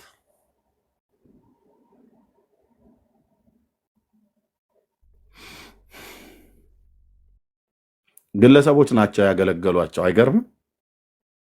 ጌታ ኢየሱስም በምድር በነበረበት ሰዓት ላይ ከቤተ መቅደስ የሚገባውን አስራት ይሰጠው ነበር እንዴ? አስራት እኮ ሲጣል ያይ ነበር። እዛ ቆሞ ቤተ መቅደስ ውስጥ እያመጡ ከትርፋቸው ብራቸው በስመ አብ እንትና የሰጠውን አይተሻል፣ አየው የጣለው እየተባለ ማለት ነው። አይቷል። ድሃዋን መታ ስትጥል አየ። በዛ ሰዓት ላይ ግን ከሁሉ አብልጣ ጣለች አለ። ከዛ ከተጣለውም ለጌታ ለኢየሱስ ክርስቶስ ይሰጠው ነበር? አይሰጠም። እውራቸውን እያበራላቸው፣ ለምጻቸውን እየፈወሰላቸው፣ እነሱ እንኳን ባይቀበሉትም እንኳን በህዝቡ ዘንድ እኮ መልካም ምስክርነት ነበረው። በቃልም በስራም ብርቱ የነበረ ነበረ። ጌታዬ ስሙ ይባረክ። እናስ ከቤተ መቅደስ የሚቀርበው ፈሰስ ይቀርብለት ነበር ለጌታ? የለም፣ አይሰጡትም። ታዲያ ማን ነበሩ የሚያገለግሉት? ግለሰቦች። የነኩዛ ሚስት ሶስና ማን የነኩዛ ሚስት የሆነችዋ ወይ ሶስና እንደነኛ አይነቶቹ ማለት ነው። እነ መግደላዊት ማርያም ትናንትና ጂኒ ነበረባት፣ አጋንንት ነበረባት። ይቺ ዱርዬ ሴቱ ወንድ ሁሉ ያልቀራት ተብላ የተባለችው እሷ መታ ነው ጌታን በገንዘብ ውስጥ አገለግል የነበረው። እና ሼሞኒዩ እስራኤል ይሄንን ከጳውሎስ ጋር ማታነጻጽረው፣ ከኤልያስ ጋር ማታነጻጽረው የዋህ ቅን ጻድቅ ቅዱስ ጌታ ግለሰቦች ሴቶች ግለሰቦች ናቸው። ጥጥ እየሸጡ ምናምን ነገር እያደረጉ መታ ያገለገሉት፣ በገንዘባቸው ያገለገሉት። በዚህ ዘመን ያለ አንዳንድ ሰው ባይረዳን ምን ይገርመኛል። እነዚህን አባቶቼን አይቼ ያንተን ስድብ ጽናናበታለሁ። ማነው ምንድነው ስቅበታለሁ። ጌታ ኢየሱስን ግለሰቦች ናቸው። ከሰለሞን ማነው ከሰለሞን የሰለሞን ቤተ መቅደስ እንኳን ያን የለም። በዘሩባቤል የነበረው ቤተ መቅደስ እሱ ስለነበረ ከዘሩባቤል ቤተ መቅደስ በጌታ ቤት የተሰበሰበው ነገር ከዚህ ከገሊላ ናዝሬት ለወጣው ለነቢዩ ለኢየሱስ ነቢዩም ብለው አይበሉት፣ እሺ ይተውት። ኢየሱስ ለሚባለው ያደግ ሰው ባለፈው እንትናን ልጅ አይኑን አብሩቶታል ሲባል ሰምቻለሁ ብለው ሰምተው በደም እኮ ደግሞ ሄደው እኮ ደግሞ ያረጋግጣሉ። ያያሉ። ሙት ሲነሳ አላዛር ሲያስነሳው ሄደው አይተዋል። እውር ሲበራ ሄደው አይተዋል። ይሄ ሰው ጥሩ ሰው ነው ሲሆነ ትንሽ ሰፖርት ብናደርገው ብለው ከቤተ መቅደሱ አካባቢ ፈሰስ ለኢየሱስ ተሰጠው ሲባል አንብበህ ታውቃለህ? የለም። የሚበሉት እነ እንቶኔ ናቸው።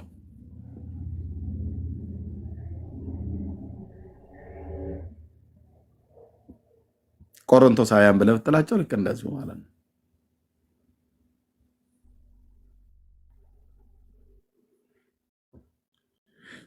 ቢቸግረ የአሕዛብ ሰዎች እንደሆኑ ቢያቅም ግን ምናልባት ከገባቸው ብሎ ነው የጠቀሰው እንጂ ያኔ የጠቀሰውን ጥቅስ አይደለም አሕዛብ የተባለችው ቆሮንቶስ አይደለም እስራኤላውያን እንኳን ራሱ እንኳን ብዙ አይረዱትም።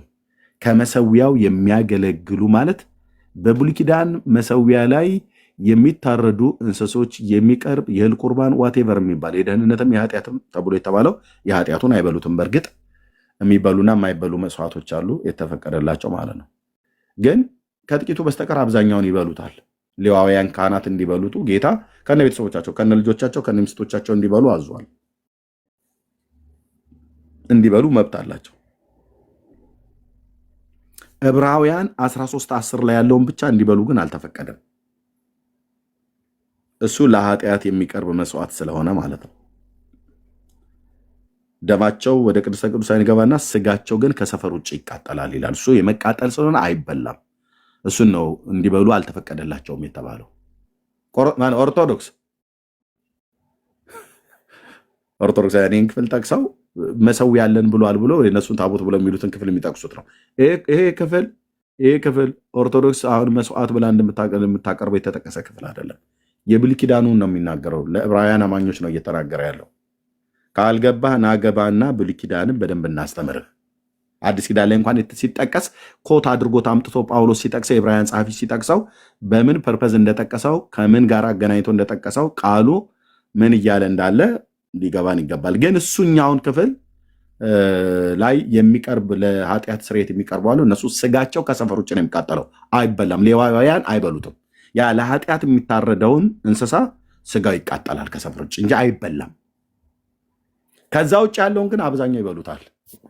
ጳውሎስ ቢገባቸው ብሎ እንዴ የብሉይ ኪዳን እኮ አገልጋዮች እኮ ሌዋውያን ካህናት አባቶቻችን ከመሰዊያው አገልግለው ካበቁ በኋላ ከመሰዊያው የሆነውን ነገር እኮ ነበር የሚበሉት እዛ። ጌታ ደግሞ ይህን ደንግጎላቸዋል አለ። እና አሉት እናማ እኛም ደግሞ ከወንጌል እኮ ሰብከን ከወንጌል ቀለብ ሊሰፈርልን ይገባል። ጌታ ፈቅዷል ነው። አዎ አይሰጥህም። ለምን? ሐዋርያ አይደለህም። ማ አንተ? እኔ ጳውሎስ? አዎ ነኝ እኮ። አይደለህም። ነኝ አይደለም ስንልህ ኧረ እባካችሁ ነኝ እኔ ሐዋርያ ነኝ። አይደለም ተናግራ ብለናል እንደሚሉት ማለት ነው። እንዴት ነው ሐዋርያ ነኝ ብለህ የምትናገረው? የሐዋርያቴ ምልክቶች እናንተው ራሳችሁ ናችሁ አላቸው። አቤት የነበረ ጭቅጭቅ!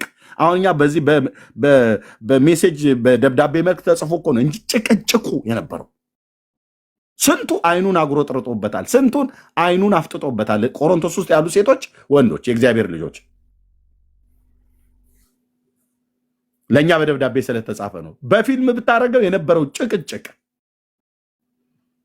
ሐዋርያ ነኝ አይደለም፣ ለሌሎች ባሉ ለእናንተ ነኝ አይደለም ብለናል። አይደለም በቃ በግድ ነው እንደኛ ላይ አንተን ራስን ሐዋርያ አድርገህ የምትሾመው ልክ ሙሴ እንዳሉት ማለት ነው።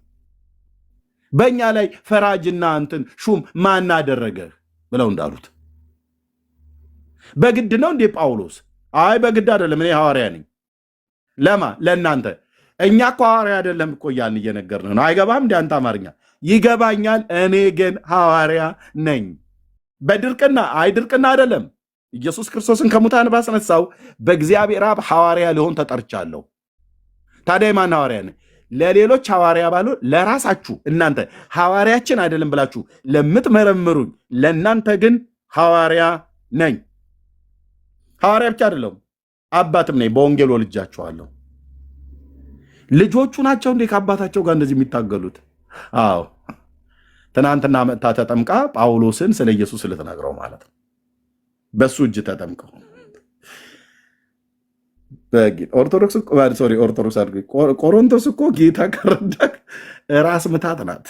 ራስ ምታት ጌታ ካረዳን ቸርች ውስጥ ያለው ነገር ብራዘር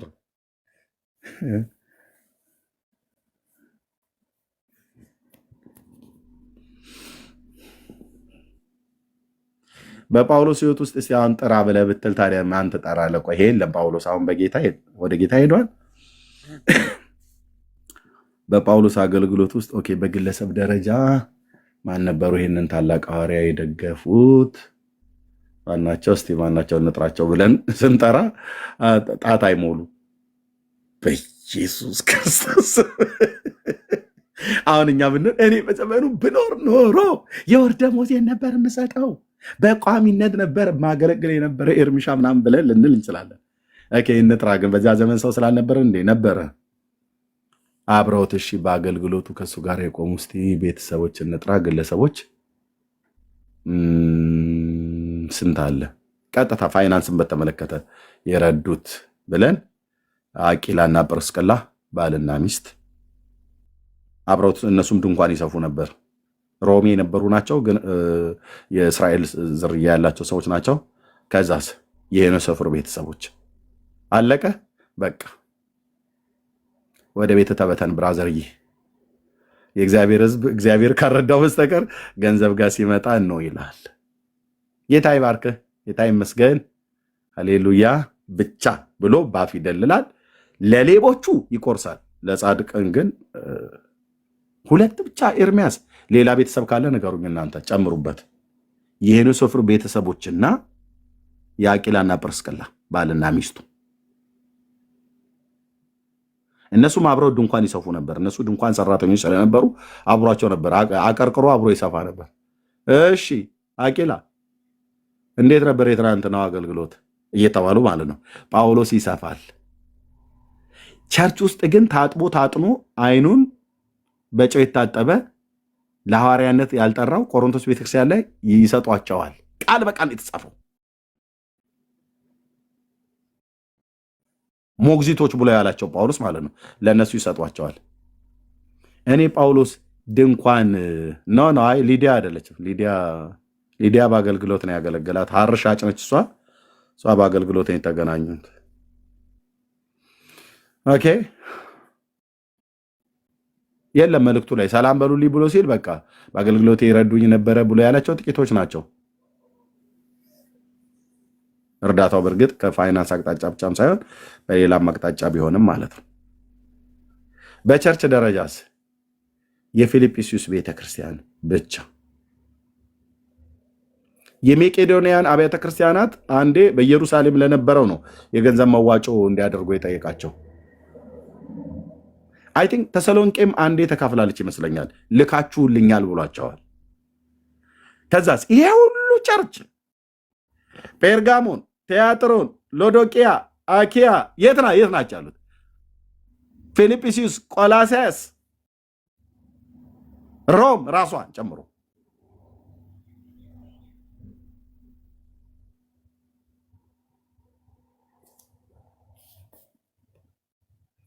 ታላቁን ነቢይ ኤልያስን ስናስብ ማን ልትጠራ ትችላለች? ያገለገለው ተብሎ የሚባል አሕዛብ ሴት ዋት ኤልያስን ስታይ እስሩ የቆመች አንድ የአሕዛብ ሴት ከነ ልጇ። ዘሯ ምንድን ነው? ሲዶናዊት። የት ነው? ሊባኖስ። ይህን ታላቅ ነቢይ በዘመኑ ያገለገለችው እሷ ናት። አዎ በእስራኤልስ ያሉ እነኚህ ቱባ ቱባ ሴቶች ማንም ዞር ብሎ ያየው፣ ማንም ዞር ብሎ ያየው። በቃ መንገዱ እንደዚህ ነው ማለት ነው። ጌታ ወይ ብዬ እላለሁ አንዳንዴ። በቃ ባሪያዎች እንደዚህ ነው፣ በቃ እንደዚህ ነው ማለት ነው የጻድቃን መንገድ። ከኤልያስ ግራ ሲዶናዊቷን ሴት፣ ከኤልያስ ቀኝ ያንን ቁራ። ከዛ ውጭ ማን ታገኛለህ? በኤልያስ ላይ ራሱ ጌታ ስለሰለጠነበት ንጉሱ እሱ ነው። ለኤልያስ አገልጋይ የነበሩት ማን ናቸው? ቁራና ሰው። በጎን በኩል ሴት አለች፣ በእግዚአብሔር መልክና ምሳሌ የተፈጠረችው። በቀኝ በኩል ደግሞ ቁራ አለ፣ ቋቋ ምናምን ነገር ብሎ የሚጨዋ አሞራ ማለት ነው። ምን ታደርጋለህ? እዚህ ኤልያስን ማገለግል ነኝ። ዋት እንዴት ከወገኑ ከእስራኤል እንዴት አንድ የሚረዳው የለም። ይህ የሚያሳየው ምንድን ነው? እስራኤል እግዚአብሔር ቀብቶ ያስነሳላትን ነቢያት፣ የእግዚአብሔርን እውነተኞች አገልጋዮችን የተቀበሏቸው የሉ።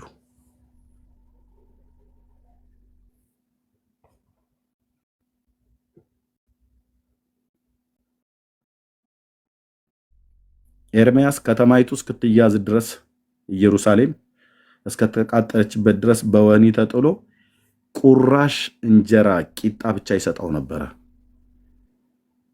ያ ክፉ ንጉስ ማለት ነው፣ የማይሰማ ወሰድ መለስ የሚያደርገው ሴዴቃያስ የሚባለው ንጉስ ማለት ነው። የዘንድሮ ጴንጤ ይመስላል አንዳንድ ጴንጤ ማለት ነው እሱ ሰውዬ። በእውነት ሳየው ዝም ብዬ ታሪኩን ሳየው የዘንድሮን ጴንጤ ምንድነው ይመጣና አሁን አያድርግባቸው እንደምሳሌ ማለት ነው ቤክ ማነው ወንድምነት ብርኬና ቤካ ቢጣሉ ያጠፋው ምናልባት ቤካ ቢሆን ወይ ብሩኬ ቢሆን ያጠፋው አይቶ መጥቶ እኔ ቤካ ምን ያጠፋው ብዬም አልልም ብሩኬ ምን ያጠፋው ብዬም አልልም ብለው የሚሉ ማለት ነው። እንዴት ነው የማትለው? አይተህ ካየለም እንደማትለው አይ እኔ ምን ሁለቱም ምን ያጠፋ እንትናም አጠፋ ብያለም ይላል። ለምን? በሁለቱም ዘንድ ቺፕ የሆነ ምስጋናን ለማትረፍ የፈለገ ነጋዴ ማለት ስለሆነ ነው እንጂ በትክክል ቤካ ካጠፋ ቤካ ወንድምነት አንተ ነህ ያጠፋው፣ ይቅርታ ልጠይቀው ይገባል። ብሩኬ ካጠፋ ብሩኬ አንተ ነህ ቅድም ያጠፋው፣ እንደዚህ ብለው መናገር የማይፈልጉ ማለት ነው። ቤተ ክርስቲያን የእግዚአብሔርን መንግስት አስባ የእግዚአብሔርን መንግስት አስበው የእግዚአብሔር መንግስት በማንም ይሰራ በማንም በትክክል የእግዚአብሔር መንግስት ላይ እየሰራ ያለ ሰው ላይ የቸርቻቸው አባል ካልሆነ በስተቀር ከዛ ሰው ጋር የሚቆም ቸርች እስኪ አንድ ጥሩልኝ ጻፉ። እኔ ፈቅጃላችኋለሁ። ከኛ ከወንጌላውያን አማኞች ቤተክርስቲያናት በእነሱ መዝገብ ላይ ካልተጻፍክ በአባልነት የነሱ አባል ካልሆንክ በስተቀር የእግዚአብሔር መንግስት ስራ የሚሰራ ነው ብሎ የሚል ቤተክርስቲያንን እና ያንን አገልጋይ ያን ሰው አብሮ እንቆማለሁ ብሎ የሚል ቤተክርስቲያን አንድ ጥሩልኝ። በአራት ነጥብ ደጋግሜ ዘግቼ ልንገርህ፣ አንድ የለም። እኔ ራሴ ምስክር ነኝ።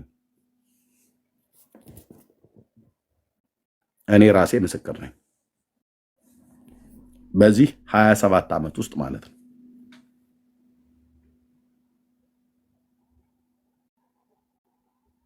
ግን ሁሉም ይደውሉኛል። ኤርሚ አንተ ጋር ሰብካቸው መጥተው ጌታን ተቀበሉ ከነ ቤተሰቦቻቸው። ጌታ ኢየሱስ ምስክር፣ ከሙሉ ወንጌል፣ ከመካነ ኢየሱስ፣ ከቃለ ሕይወት፣ ከአማኑኤል ቤተክርስቲያን እስከ ባለፈው ሳምንት ድረስ ከአማኑኤል ቤተክርስቲያን ፓስተር ተደውሎልኛል። ከአብያተ ክርስቲያናት ይደውላሉ። ከቤዛ ቸርች፣ ጉባኤ እግዚአብሔር ከኔ፣ ከገነት ቸርች፣ ከተለያዩ ቦታ ላይ ጌታ ይባርክህ የኛ ወንድም እንጸልይ። ጸሎትም ትልቅ ነገር ነው። በእርግጥ ጸሎት ትልቅ ነገር ነው። ግን ከዛ ባለፈስ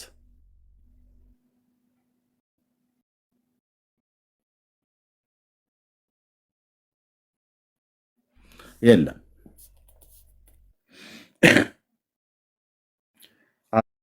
አስራት ተሰብስቦ ለወንጌል ስራ እንደሚገባው አውለው የሚባል ጸሎት አለ ቸርች ውስጥ። መስማት ማልፈልገው ጸሎት እንዴት እንደሚያስጠላኝ አልኩ። እሱ ጸሎት ለምን? ጸሎቱ ውሸት ስለሆነ ነው የሚያስጠላኝ እንጂ ጸሎቱ ትክክል ስላይደለ አይደለም። ጌታ ሆይ በመሪነት ላይ ለተቀመጡት ማስተዋልና ጥበብ ስጣቸው እና ይሄንን ለወንጌል ስራ እንደሚገባ እንዲያውሉት ወንጌሉ እንዲሮጥ ደግሞ ሲሉ በጣም ያበሳጨኛል። እምሮጣው እኔ ነኝ ብራዘር። ሩጥ ያለኝ እኔን ነው። ሩጥ ያለው አገልጋዩን ነው። ወንጌሉ እንዲሮጥ ትላለህ እንዴ? ወንጌሉ የሚሮጠው በማን በኩል ነው? በዳኒ በኩል ነው። በቃ እንትን የሚመስል ጋር የሚያበሳጨኝ ጸሎት አልኩ። ቸርች ውስጥ መስማት የማልፈልገው ጸሎት። ለምን? የምንጸልየውና እየሆነ ያለው አንድ አይነት ስለ አይደለም ማለት ነው። ጌታ ምስክር፣ ሽንቴ ሳይመጣ ሁሉ እንኳን ሽንቴ የመጣ መስሎኝ ተነስቼ እሄዳለሁ ወደ ሽንት ቤት እስኪ ጨርሱ ድረስ ማለት ነው። በእኔ ላይ ማላገጥ ነው። በክርስቶስ ቤተክርስቲያን ደግሞ በጽድቅ በሚያገለግሉ አገልጋዮች ላይ ማላገጥ ነው። ወንጌሉ እንዲሮጥ እና በማስተዋል በመሪነት ላይ ላሉት ወንጌሉ በማ በኩል የሚሮጠው በጳውሎስ በኩል ነው። ጳውሎስ እንዳይሮጥ ቸርች ገንዘብ አልሰጥ ብላው እሱ ድንኳን ቁጭ ብሎ የሚሰፋበት ምክንያት በወንጌላዊ በኩል ነው። ወንጌል የሚሮጠው መልካሙን የምስራች የሚያወሩ እግሮች በተራሮች ላይ ያማሩ ናቸው ይላል እና ወንጌሉ እንዲሮጡ ይለዋል። ለወንጌል ሩጫ ተብሎ የተሰጠው ብሩ የት ነው የሚሮጠው?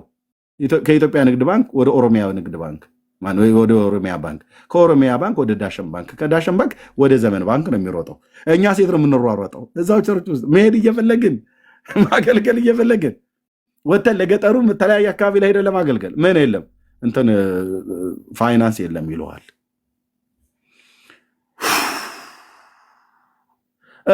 በእነዚህ ሶራቶች ላይ የተሰበሰቡ ባለፈው እንደዛ እያላችሁ ስጸሉ የነበረው አይ እንደዛ በጣም ውስጥ ጥልቅ ገብተህ የአመራር ስራ ልታበላሽ አመራሮቹን ልታዛቸው አችልም ነገር ይላሉ። ግብስ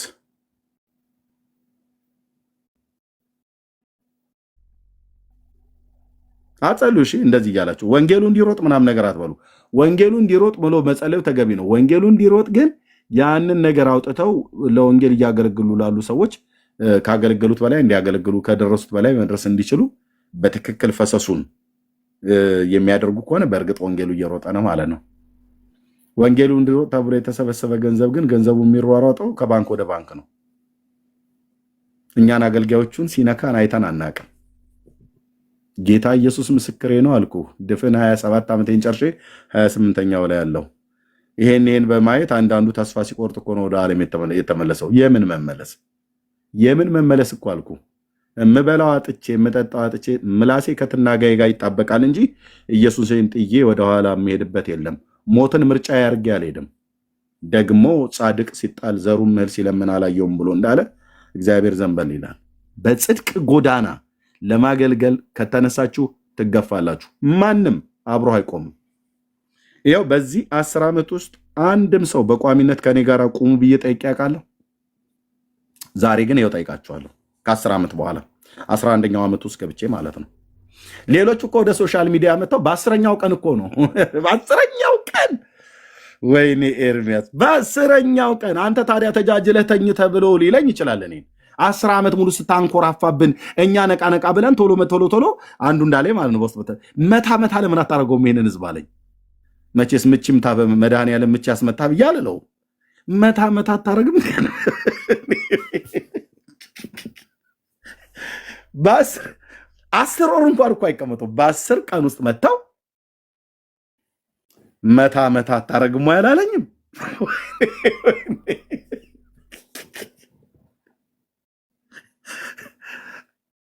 እንደዛ ላይ ስሙን ብጠራው የምታውቁት ሰው ግን ደግሞ ጠነቀቃለሁ። መታ አታደርግም ካዚኖ ምድሬ ጆተኒ ያረከው እንዴ?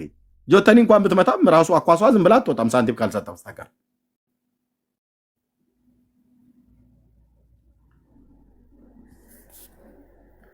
እና በ10 ወራቸው አረን በ10 ቀናቸው መጥተው ፓርትነር አብራችሁን ቁሙ በቋሚነት ተሰለፉ ብለው ጠይቀዋል። እኔ ያው ከ11ኛው ዓመቴ ላይ ቆሜ እንደዚህ ጠይቃለሁ። አብራችሁ የምትቆሙ ሰዎች ካላችሁ በቃ ጌታ ኢየሱስ ምስክሬ ከአገልግሎቱ ጋር እንደቆማችሁ ጌታ ስለሚያይ ማለት ነው። ለአንድ ዱርዬና አጭበርባሪ እግዚአብሔር ካልጠራው ሰው ጋር አይደለም የምትቆመው። ያ ደግሞ ለመሆኑ 10 ዓመት ሙሉ ድካሜንም ብርታቴንም በሩቅም በቅርብም ከሰውም ሰምታችሁ ከታመኑ ሰዎች አረጋግጣችኋል። ከዘይት እንዳልኩት ማለት ነው። ፓስተሬ ጋር ደውለው አንዱ ከካናዳ ነው ቫንኮቨር ነው ቫንኮቨር ነው ኬት ነው ቫንኮቨር፣ አንደኛው ደግሞ ከሲያትል ነው። ሲያትል መድኃኔዓለም ቤተክርስቲያን የሚባለው የወንጌላውያኑ እዛ ስሙን አልናገርም፣ የጸሎት አገልጋይ ነው። በደንብ አረጋግጫለሁ። እሱም ነግሮኛል። ልክም ነው። እኔ አንተ ግን እንደዚህ ብሏል። ምንድን ነው አልኩት። ሐሰተኞች ነቢያት እያልክ እኔ አንተን ህይወት ማረጋገጥ አለብኝ አለ። አረጋግጥ አልኩት። እና ምንድን የፈለከው ከኔ አድራሻ ልስጥ አልኩት።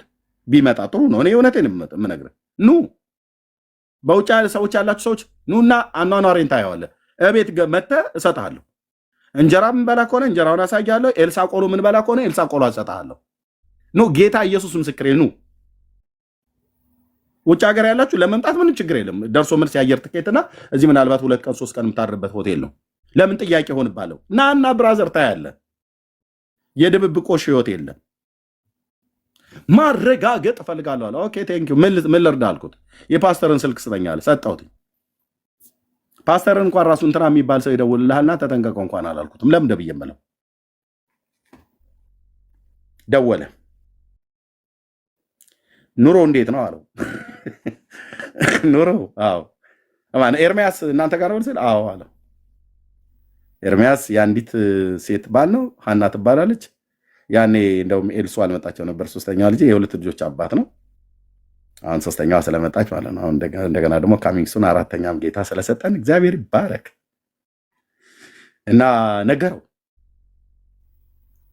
እና እንደዚሁ ነው እናንተ ጋር ያገለግላል ቸርች ብሎ ሲል አዎ ወንጌላዊ ነው አለው። እና ግን እሱ እኮ እንደዚህ ሐሰተኞች ነቢያት እያለ እኮ ነቢያትን አገልጋዮች ምናምን ነገር እኛ እናውቀዋለን። ቸርችም ሲያገለግል እንደዚህ ነው አለው ፓስተር። እንደዚህ ብለህ ንገርልኝ አልኩት። ብራዘር እዚህ ድብብቆሽ የለም እኮ ነው ብዬ የምልህ። ኑና እዩ ማየት ከፈለጋችሁ ወንድሞች እናቶች፣ ኤርሚያስን ማየት የምትፈልጉ ከሆነ እኔ በአካል ጌታ አንቀሳቅሶኝ እስከመጣ ድረስ ማረጋገጥ የምትፈልግ ከሆነ ወይ ደውሉና ወይ ጠይቁ። በትክክል ከመሪዎች ማለት ነው ጠይቁ። ህይወቱ እንዴት ነው? ዱርዬ ነው? አጭበርባሪ ነው? ከሚስት ውጭ የሆነ ነገር ይወራበታል ምናምን ነገር ብሎ የሚል ወሬማ ሊወራ ይችላል። መረጃ ግን ታቀርባለህ፣ መረጃ ግን ታመጣለህ፣ መረጃ ታመጣለህ። የቡና ወሬማ ሊወራ ይችላል። እና ፓስተር ነገረው ፓስተር። ሌላኛውም እንደዚህ በሌላ ቀን ደውሎ መንገድ ላይ እየነዳው ነበር መኪና ወደ ቸርች የአገልጋዮች ስብሰባ ነበርና ወደዛ እየሄድን እያለን 2 ትራፊክ መብራት ሲቀረኝ ደወለና አነሳውለት። የካናዳው ማረጋገጥ ፈልጋለሁ አለኝ። ምን? ህይወትህን ጥሩ። ስለዚህ እኔ የቤተክርስቲያን አገልጋይ ነኝ፣ ከቤተክርስቲያን የምጀምረው ብዬ ስለው አዎ መሪውን ማግኘት ፈልጋለሁ አለ። ኦኬ ሄጄ ፓርክ ሳረግ ቸርች ፓስተር መጥቶ ፓርክ አደረገ እና ቀጥታ ስልኩን ፓስተር ሰው ይፈልጋል ስለኔ ማረጋገጥ የሚፈልገው ነገር ስላለ አንተ ነህ መሪ አውራው አልኩትና ስልኩን ሰጠሁት። ነገረዋ አረጋግጥ። እኔ ወዳለሁበት ምድር የምትመጡ ከሆነ ደውሉልኝ።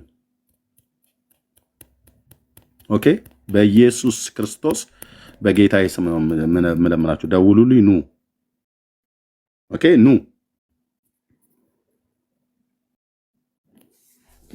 እና አይተህ ትሄዳለህ። ማየት ማመን ነው ብለህ ካልክ አይ ብለህ ካልክ ደውሉልኝ። ፓስተር ጋር ደውሉለት። ምንም የተደባበቀ የተሸፋፈነ ነገር እኔም ፓስተሬም አንኖርም። በጽድቅ ነው የምናገለግለው።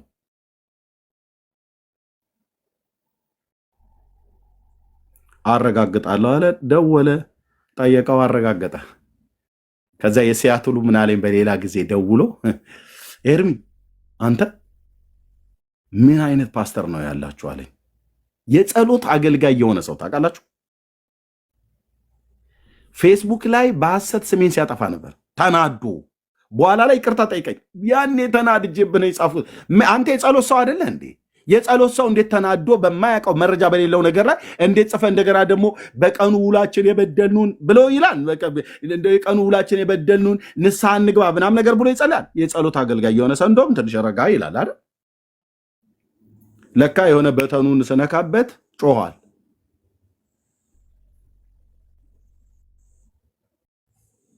ከዛ ፓስተር ምን አይነት በቃ እንዴት አይነት ፓስተር ነው?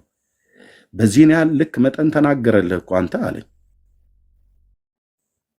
ኦኬ ሌላ ትፈልጋለህ? ሁለተኛ ሶስተኛ ምስክርነት አልኩት። አረ በቃኝ ነው ያለ እና እየስለው በሆነ ቸኩዬ ስለተናገርኩት ነገር ፌስቡክ ላይ የጻፍኩብህን ሁሉ ይቅርታ አድርግልኝ። ምን እላለሁ? አረሳውም። እኔ አንተ የሰራኸኝንማ እኔማ በእንደዚህማ አይሆንም አላልኩትም። ይቅርታ አድርግልኝ ሲል በቃ ልቤን የሰራ ጌታ ነው። ይቅርታ አደረግኩለት። ከዚያ በኋላ አይቻቸው አላውቅም። እዚህ ውስጥ ያላችሁ ሰዎች ማረጋገጥ የምትፈልጉ ከሆነ በጌታ ልለምናችሁ፣ እሺ ደውሉና እኔ ባለሁበት ከተማ 2 ያበሻ ቸርች አለ። እዛ ደውሉና ጠይቁ። አንደኛው ፓስተሬ ነው፣ አንደኛው ሌላም ደግሞ ፓስተር አለ። ደውሉና ጠይቁ። መምጣት ከፈልጋችሁ ኑና እዩ። ኦኬ እዚህ የማወራው መሬት ላይ ከሌለ አንተ አጭበርባሪ በለኛኔ። አንተ አጭበርባሪ ይሄው 3 እና 4 ሴት አስቀምጠህ ስታበቃ አንተ እየመጣህ እዚህ ጉራ ከረዩ ትልብናል አይደል ብለህ በለኛኔ። ኦኬ ያኔ ማለት ትችላለህ።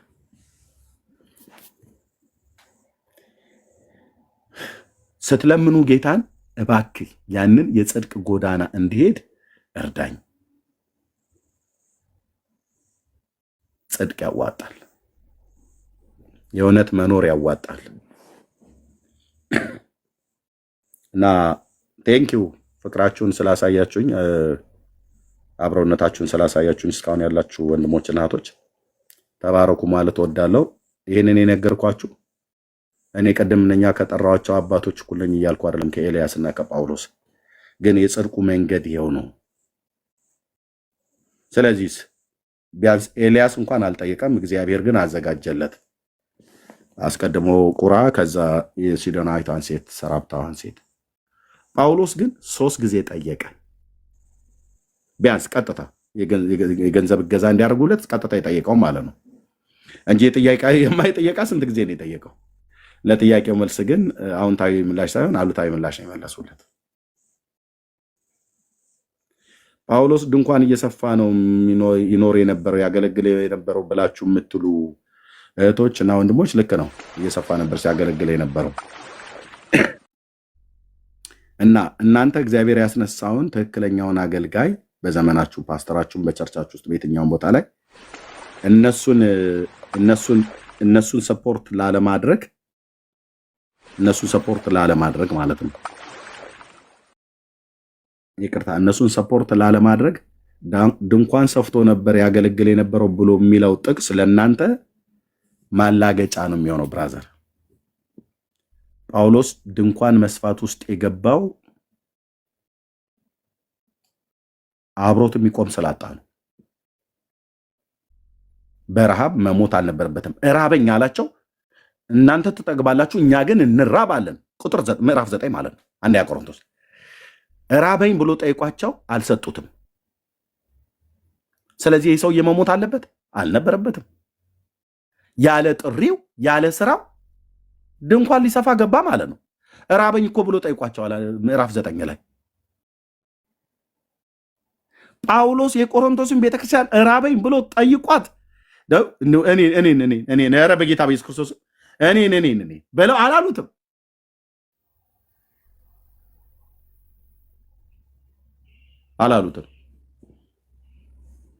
እራበኝ ብሎ ሲላቸው ስላልመለሱለት በጎ ምላሽ አይገባህም ብለው ስላሉት ጥቅስ ቢጠቅስ ከዘሌዋውያን ከዘጸአት ቢጠቅስ ብሉይ ኪዳን ከመሰዊያ የሚያገለግሉ ከጣሪያ ላይ የሚያገለግሉ ብሎ ቢል ምንም ፍንክች። ስለዚህ መሞት የለበትም። በረሃብ ድንኳን ወደ መስፋት ገባ። እኔ የሚያሳዝነኝ ያ ሐዋርያ በአገልግሎቱ ዘመን ሁሉ ድንኳን እየሰፋ ያችኑ እየያዘ ነበር። ከዛው ላይ ደግሞ ይሰጣል። በኢየሱስ ክርስቶስ በጌታ በኢየሱስ ክርስቶስ ከሚቀበል ይልቅ የሚሰጥ ብፁዕ ነው ብሎ ከዛው ላይ ይሰጣል።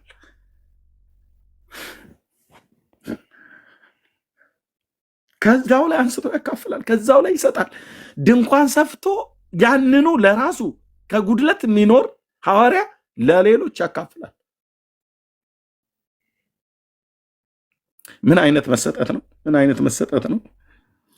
ምን አይነት መሰጠት ነው?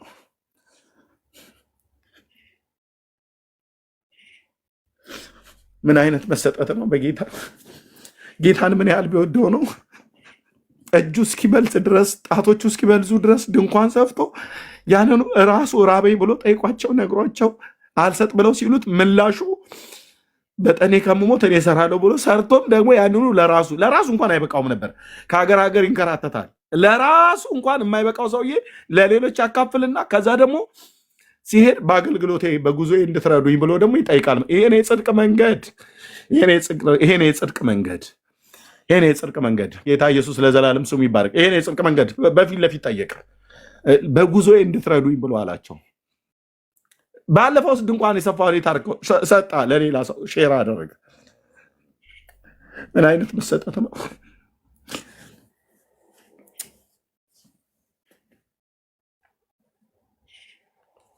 እና በቃ በጣም ውስጤን በቃ አይዶሎ ይሄ ቃል ለምን ውስጤ እንደያዘኝ በጣም ብዙ ዘመን ያዘኝና ጳውሎስ ድንኳን የሰፋበትን ጊዜ ቁጭ ያለበትን ጊዜ ሄዶበት ቢሆን ኖሮ 3 ጊዜ የሐዋርያ ጉዞ እንኳን አያደርግም ነበር። 4ቴና 5ቴ 6ቴና 7ቴ እንኳን ይሄድ ነበር እስከ ሜቄዶኒያ ግዛት፣ ሰሜኑ ግዛት ላይ ከግሪክ ሰሜናዊ ክፍል ላይ ያለች ነች ሜቄዶኒያ። የሜቄዶኒያ እስከ ኤልዋሪቆ የሚባለው እዛ ነው። የመጨረሻ ሐዋርያ ጉዞ ያደረገው እዛ ነው። ከኢየሩሳሌም እስከ ኤልዋሪቆ ማለት ነው። ኤልዋሪቆ የሚባለው ሰሜን ሜቄዶኒያ ግዛት ውስጥ ያለ ነው። ከፈረንሳይ ደቡባዊ ከግሪክ ሰሜናዊ ክፍል ላይ ያለች ሀገር ናት። በማዕከል ላይ እስከዛ ድረስ ነው ሄደው። ድንኳን የሰፋበትን ቢሄድ ፈረንሳይን አቆራርጦ፣ ጀርመንን አቆራርጦ፣ እንግሊዝን አቋርጦ አየርላንድ አይደርስም ነበር? ይሄድ ነበር። እንዳይሄድስ እንዳይድስ የጌታ ወንጌል እንዲሮጥ ብለው ገንዘብ ሰብስበው ቸርች ውስጥ አይሰጡትም። ቆሮንቶስ ሯጩን ሰውዬ ያስሩታል፣ ጳውሎስን ማለት ነው። ሯጩን ሰውዬ እውነት እንገራችሁ፣ እኔ ዓለም አቀፍ እግዚአብሔር ትልልቅ ክሩሴዶችን እንደማዘጋጅ እግዚአብሔር እንደሚሰራ ያሳየኝ ራእይ አለ። ግን ያ ነገር እንዲፈጸም የግድ ደግሞ ገንዘብ ያስፈልጋል። የዚህ ዓለም ባለጠጎች የት ነው ያሉት? ነቢያት ጋር ሄደው ስማቸውን የሚጠሩላቸውን ሰዎች ነው እንጂ የሚሰጡት ስሙን ጠርተው በአሕዛብ መካከል ስሙን ጠርተው የዳዊት ልጅ ያድናል ብለው የሚሉትን ግን አብረዋቸው አይቆሙም። የለም ስማቸው ሲጠራ ነው ቸርች ውስጥ የሚያብዱት። ማና በላቸው የእናት ስም አየለች ነበር አይደል ብሎ የሚለው እሱ ነው። ለዛ ሰውዬ ነው ገንዘብ የሚሰጠው። እሱንም እኮ ብራዘር ሌሎች እንደሚያምታቱት እናድርግ ብለን እናደርጋለን። ወንጌሉ እንዲሮጥ ብላ ቆሮንቶስ አስራት እየሰበሰበች ገንዘብ እየተቀበለች ለወንጌል የሚሮጠውን ሐዋርያ ግን ገንዘብ አልሰጥ ብላ ቁጭ አድርጋ ድንኳን ታሰፋዋለች። ሼም ኦን ዩ ቆሮንቶስ። እግዚአብሔር በጽድቅ የሚያገለግሉ ሰዎችን በየቸርቻችሁ ዞር ብላችሁ ማታዩ፣ በእውነት እናንተም እኔም ሁላችንም ሼም ኦን ዩ ወይ ደግሞ ሼም ኦን አስ፣ እኔንም ራሱ ጨምሬ ልናፍር ነው የሚገባው። ለዚህ ነው ጉባኤያችን መካከል ወንጌሉ በኃይል እንዲሮጥ ናም ነገር የሚባል ጸሎት እንዳልሰማው በጣም ይቀፈኛል አልኩ። በህመሜ ላይ የምታላግጥ ነው የሚመስለኝ።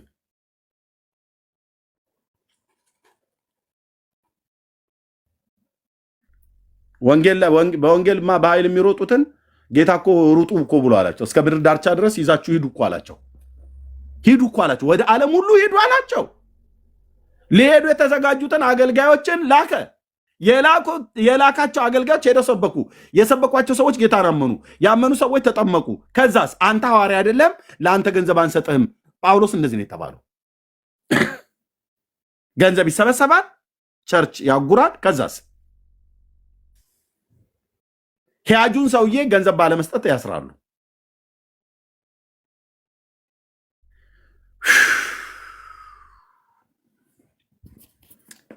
አቅሙ በቃ ይሄ ነበር የፈቀደለት። ከእስራኤል ተነስቶ በቂሳሪያ አድርጎ የሜዲትራኒያን ባህር ተተግኖ ንፋስ ካለ ጥግ ጥጉን፣ ንፋስ ከሌለ ደግሞ በመሃል በመርከብ በጀልባ መርከቡ ተሰብሮ በባህር ውስጥ እያደረ ወደ ቆጵሮስ ደሴት ተተግነን አለፍን ይላል። ከዛ ወደ ቱርክ፣ ከዛ ወደ ግሪክ ጥግ ጥጉን ሄድላል እየተንከራተተ። ጥሩ እኮ ገንዘብ ቢኖር ኖሮ ጀልባ ተከራይቶ ሳይሆን በትልልቅ መርከቦች ይሄድ ነበር። ያን ለማድረግ የለም። ሜቄዶኒያም ድረስ ሄዶ የሰበከው ድንኳን እየሰፋ ነው። ድንኳን እየሰፋ ሜቄዶኒያ ድረስ ሄዶ የሰበከውን ወንጌል አጭበርባሪዎች ግን ከእናንተ ከዚህ ካላችሁት ውስጥም ከአብዛኞቻችሁ ዘርፈዋችሁ እነሱ ዱባይ ላይ ሌክዠሪ ቤትና መኪና ገዝተዋል።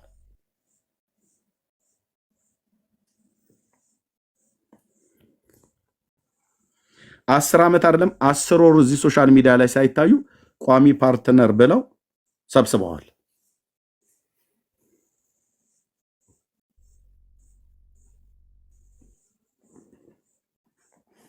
በቋሚ ፓርትነርነት ሰብስበዋል። 10 ዓመት ሙሉ ዘልቀን መተን 11ኛው ዓመት ላይ ነው እኔ ዛሬ የጠየቁት። ዛሬ ስጠይቅ እታች ይሳደቡ ነበር። ጌታ ይባርክ ኤርምዬ፣ በአገልግሎት ተጽናንተናል ተባርከናል ብለው ያሉት ኮሜንት ላይ ሲጽፉ ነበር። 10 ወር እዚህ ሶሻል ሚዲያ ላይ የምታውቋቸው ሰዎች ቋሚ ፓርትነር አላቸው ማለት ቋሚ አገልግሎታችንን ደግፉ ብለዋቸው አብረዋቸው የቆሙ ማለት ነው። እኔ በ11ኛው ዓመት ላይ ቆሜ መናገሬ ማለት ነው።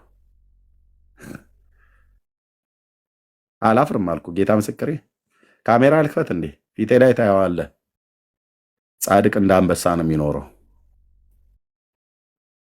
አልሸማቀቅም። ይሄን እንደዚህ ነው ጠይቅ። ምክንያቱም የክርስቶስ አገልጋይ ነኝ ብዬ ራሴን አሳምኛለሁ ነው አይደለም፣ ራሱን ያሳመነኝ።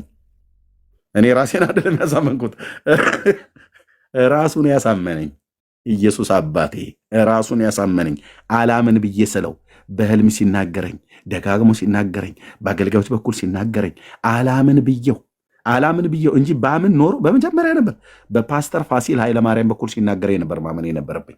በነ ወንጌላዊ መድን የሙሉ ወንጌሉ ማለት ነው። በእነሱ ሲናገረኝ ማመን ነበረብኝ። አንተ ምን አይነት ሰው ነኝ? አላምን ብዬ ማለት ነው። በራሴማ በኩል አጀንዳ እስኪሞላ ድረስ ተመሳሳይ ነገር ነው የሚያሳየኝ። እማየው አንድ ነው። መጽሐፍ ቅዱስ እጄ ላይ ይዤ መጽሐፍ ቅዱስ እሳት እየነደደበት እጄ ላይ ይዤ ከሰማይ እጅ ይሰጠኛል እጄ ላይ ይዤ ዮሐንስ 3:16 ነው ሁሌ ስሰብክ እማየው።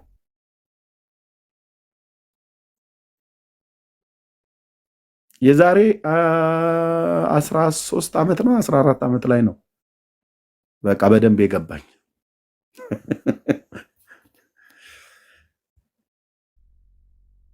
ራሴን አሳምኜ ሳይሆን ራሱ አሳምኖኝ ነው። ልክ እንደዚሁ እንደኔ እግዚአብሔር አሳምኗቸው ለጥሪያቸው ማለት ነው ጸጋ ሰጥቷቸው የሚያገለግሉ በጣም ብዙዎች አሉ። አይናገሩ ነገር አገልግሎታቸው ሌላ ትርጓሜ ስለሚሰጥ ማለት ነው እንጂ እኔም እኮ እንደዚህ እኮ ብዬ አስቤ ነበር እኮ በይሉኝታ እንደዚህ ብዬ ብል እንደዚህ ይሉኛል ብዬ በሚል ማለት ነው።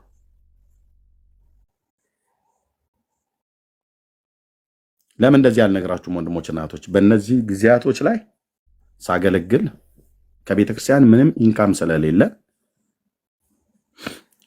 በምኖርበት ሀገር ስራ መስራት ፈልጌ 9 ጊዜ አፕላይ አድርጌ መጥቼ ቤት ጸልዬ ስተኛ ጌታ የሚያሳየኝ ያንን ጥሪ ነው። ደግሞ አንዳቸውም አይጠሩኝም። በጽዳት እንኳን ለመስራት ፈልጌ ማለት ነው አንዳቸውም አልጠሩኝም። 9 ቦታ አፕላይ አድርገ አንድ ቦታ ላይ እንኳን አትጠራም እንዴ? ሰይጣን አይደለም የዘጋቢ ብራዘር፣ እኔ ይገባኛል። እና በጽድቅ ስትኖር ነዳጅ መሙያ አጥቼ አውቃለሁ። $20 ይሄንን የምነግራችሁ የምታገለግሉ ሰዎች ነገ እግዚአብሔር በዘመናት መካከል ራሱን ያለ ምስክር የማይታው እግዚአብሔር ጸጋ ብዝቶላቸው የሚኖሩ ሰዎች እንድታውቁ ብዬ እንጂ ለእኔ እንድታዝነኝ ብዬ አይደለም። በጽድቅ ስትኖር የትኛውም ሀገር ላይ ሁን በጽድቅ ስትኖር ልትራብ ትችላለህ፣ ልታጣ ትችላለህ።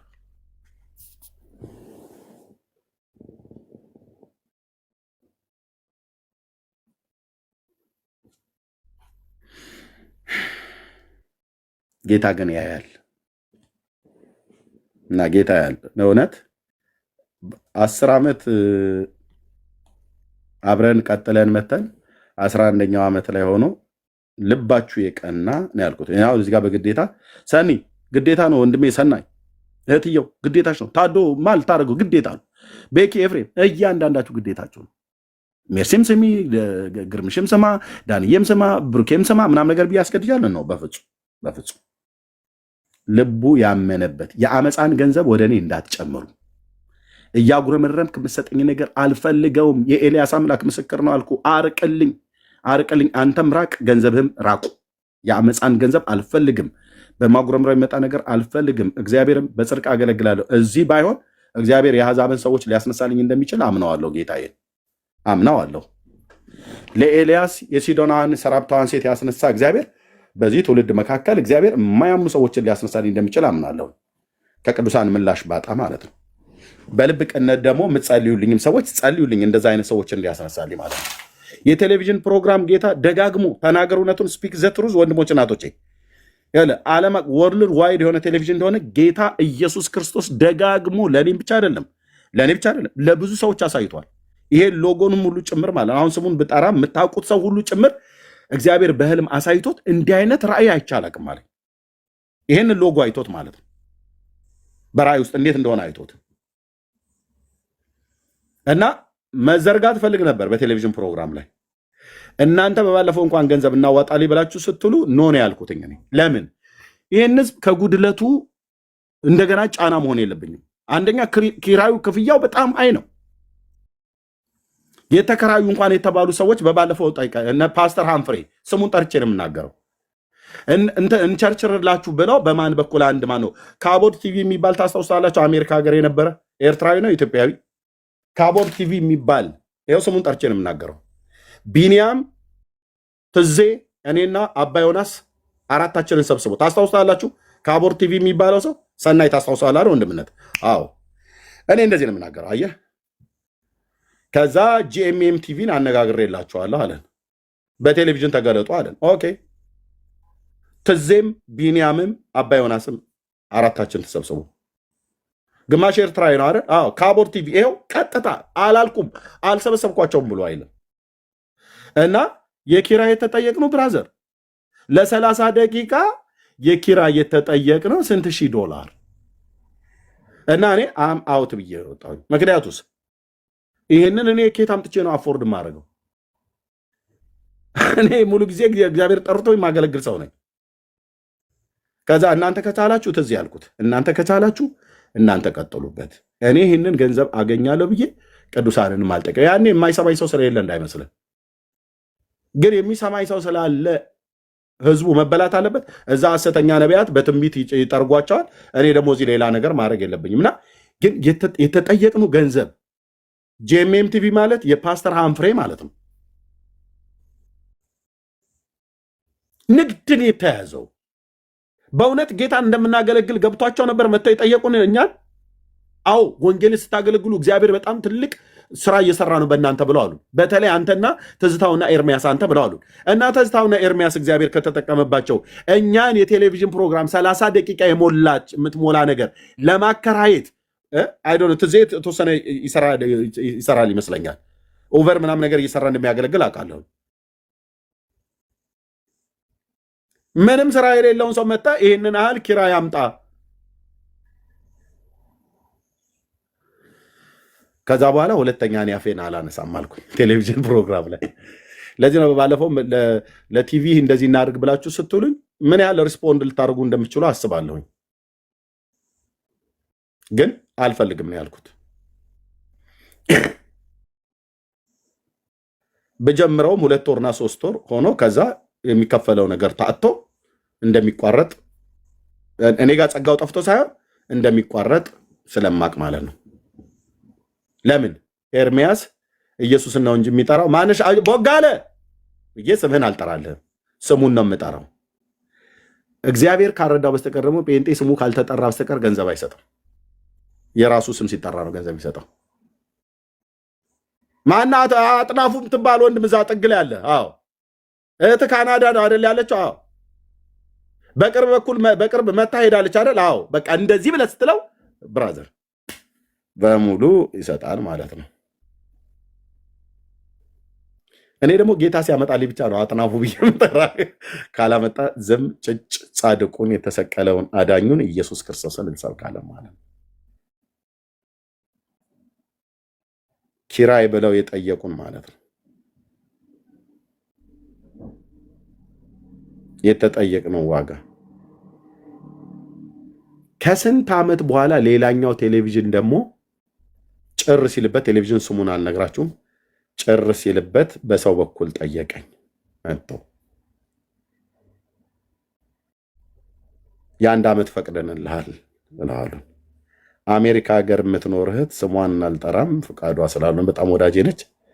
በእሷ በኩል አስጠይቃ ተፈቅዶልሃል የ1 ዓመት ብለዋል አሉ። የእነሱ ቤት ሲቀዘቀዝ እኔን አሙቂልኝ ጥሪ ነኝ።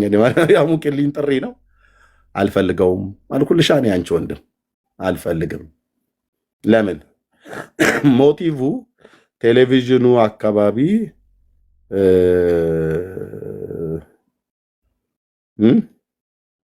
ጠፋ፣ ግርግር ምናምን ነገር ጠፋ። እዛ ለ1 ዓመት ፈቅደንልሃል የማልጸልይ ይመስላል አይደል ብራዘር? ፈቅደናል አልፈቀደንም ብለህ ስትል ሁሉ ጭምር እኔ ደግሞ ፈቅደሃል ወይ ብዬ የምጠይቀው ቦስ አለቃ አለ። ኦኬ ተፈቅዶልኛል፣ አዎ ዘው ብዬ አልገባበትም። ፈቅደሃል ወይ ጌታ ብዬ ስል ያሳየኛል እና እምቢ እና ታዲያ አንተ የድሃ ጥጋበኛ ና ኤርሚያስ የድሃ ጥጋበኛ ና ብለህ ብትለኝ ምን ላደርገው እችላለሁ ብራዘርዬ? እምቢ ኖ ካለኝ ኖ ነው።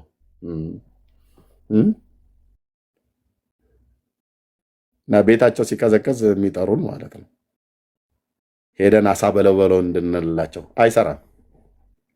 እግዚአብሔር ጻድቅ፣ በጽድቅ እናገለግላለን። ጌታ ኢየሱስ ስሙ ይባረክ። ስላስረዘምኩባችሁ በጣም ይቅርታ። ይህን ከልብ ቅንነት ነው የምናገረው። አንዳንድ ንግግሬ ያሳዘረ እንኳን ቢሆን በጣም ይቅርታ። ግን ክርስትና ዋጋ ያስከፍላል። እኔ ምስክር ነኝ። ጥሪ ዋጋ ያስከፍላል።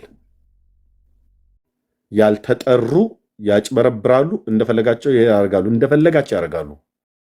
ጌታ ኢየሱስ ምስክር። 2 የጸጋ ስጦታ ህይወቴ ላይ አክቲቭ ሆኖ ይሰራል። አውቃለሁ። እኔ የምታቁም ታውቃላችሁ። ኦኬ። በዛ የጸጋ ስጦታ ግን አንዳችሁም እዚህ ውስጥ አሁን በዚህ 11 ዓመት ውስጥ ኤርሚያስ እጸልይላችኋለሁ አስቀድማችሁ ገንዘብ አስገቡ ብሎ ያለ አንድ ሰው በኤልያስ አምላክ ፊት ቆመህ እጅህን አታወጣም፣ እጅሽን አታወጭም። እንዲህ ብሎ የሚያወጣ ሰው ካለ አጋንንት የሚጋልበው ሐሰተኛ ሰው ነው። በሕያው ጌታ ፊት መቼና የት ያ ሰው አሁን ቁጥር ቢጽፍ ናግባ ብዬ ብለው አይገባም። ገብቶ መቼና የት ቦታ ላይ መረጃ አምጣ ብዬ ብለው አያመጣም። በዚህን ያህል ልክ ንጽህና ነው የምነግራችሁ። ኢየሱስ ጌታዬ።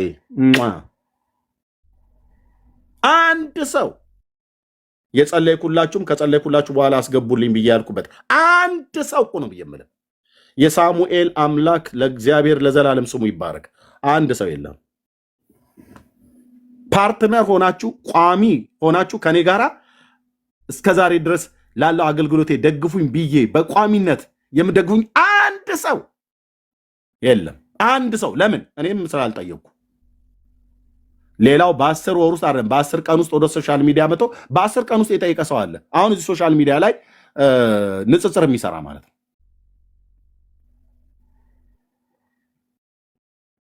ቋሚ ፓርትነር ማለት ነው። አንድ ሰው የለም። አለው ብሎ ሰው የሚል ሰው ይግባና ያ ሰው እንዴ ነው ያለውኝ አንተ እዚህ ልትዋሻ አትገባም ብሎ የሚል መረጃ ያለው ሰው ካለ ይግባ እና እዚህ ህዝብ ፊት እስቲ እኔን ያዋርደኝ ሐሰት ተናግረሃል ብሎ የሚል ማለት ነው። አንድ ሰው አትጽፉም። አንድ ለምን? ስለሌላችሁ። ለምን? እንዲህ አይነት ስድነት፣ እንዲህ አይነት ብልግና፣ እንዲህ አይነት ነውር፣ እንዲህ አይነት አመፃን ስለማላደርግ ጌታዬ ኢየሱስ በጸጋው ስለረዳኝ በጣም ዝም ነው የምለው፣ ብራብም ዝም ነው ብዬ የምለው። ከባሰ ግን መጥቼ እንደዚህ ጠይቃለሁ። የጽድቁ መንገድ ይሄ ስለሆነ ማለት ነው።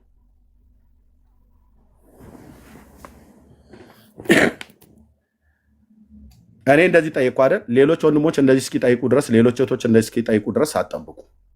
ወንድምነት ዳንዬ እንደዚህ እስኪጠይቅ ድረስ እንዳትደርሱ።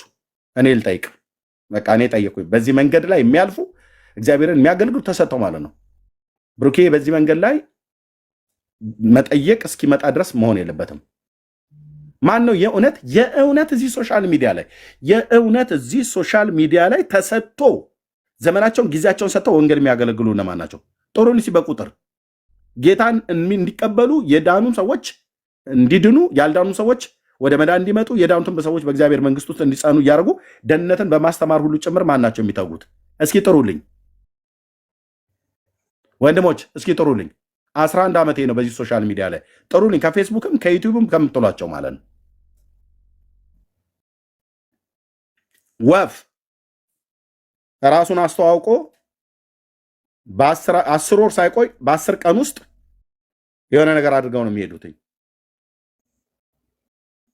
ዓላማውን ሀሳባቸውን ሳይለቁ የተሰለፉበትን ሳይለቁ ጥሩልኝ። ከብሩኬና ከዳኒ ውጭ እስኪ አንድ የጽድቅ መንገድ ግን ያዋጣል ወንድሞችና እህቶች፣ እና ተባረኩ። አንዳንዴ መናገር የማይገባንን ድረስ ሄደን እንድንናገር የሚያደርግ ነገር አለ። ግን ደግሞ አልፈርድም። በጎ ልብ ያላችሁ ወንድሞችና እህቶች በእነዚህ ጊዜያቶች ላይ አብራችሁኝ ስትቆሙ አይቻለሁኝ። እኔ ግን አሁን በቋሚነት 2ም 3ም ሰው ቢሆን 10ም ይሁን ምንም ብቻ በቋሚነት ከአንተ ጋራ አገልግሎቱን እንዲቀጥል እንፈልጋለን ብላችሁ የምትሉ ወንድሞችና እህቶች ካላችሁ ለቴሌቪዥን ፕሮግራሙ ሁሉ ጭምር እንደዚህና እንደዚህ እናድርግ ብላችሁ የምትሉ ሰዎች ቴሌቪዥኑም የሚኖረው እኔ ስኖር ነው። አገልግሎቱ የሚኖረው እኔ ስኖር ነው። ወንጌል የሚሮጠው ኤርሚያስ ከሮጠ ነው። ወንጌል የሚሮጠው ዳኒ ከሮጠ ነው። ወንጌል የሚሮጠው ሜርሲ ከሮጠች ነች። ሜርሲ ለወንጌል ተጣርታ ሜርሲ ቁጭ እንድትላ አድርገህ ወንጌሉ ይሩጥ ብለህ ብትል በማን በኩል ይሩጥ? ወንጌል የምስራች ነው አይደል? መልካሙን የምስራች የሚያወሩ እግሮች በተራሮች ላይ ያማሩ ናቸው ይላል። እነዛ እግሮች እንዲራመዱ የግድ አይደል? ነው። ለዚህ ነው አሁን ከዚህ ወጥተው ሌላ ቦታ ላይ ቤት ከፍተው ሊሳደቡ ይችላሉ። እዚህ ጋር ግን መጥተው ላውራ ብለው የሚሉ ተቃዋሚዎች ቢመጡ በሕያው ጌታ ፊት አልኩ፣ በዚህ ጽድቅ ፊት በእግዚአብሔር ፊት መጥተህ ልታወራ አትችልም።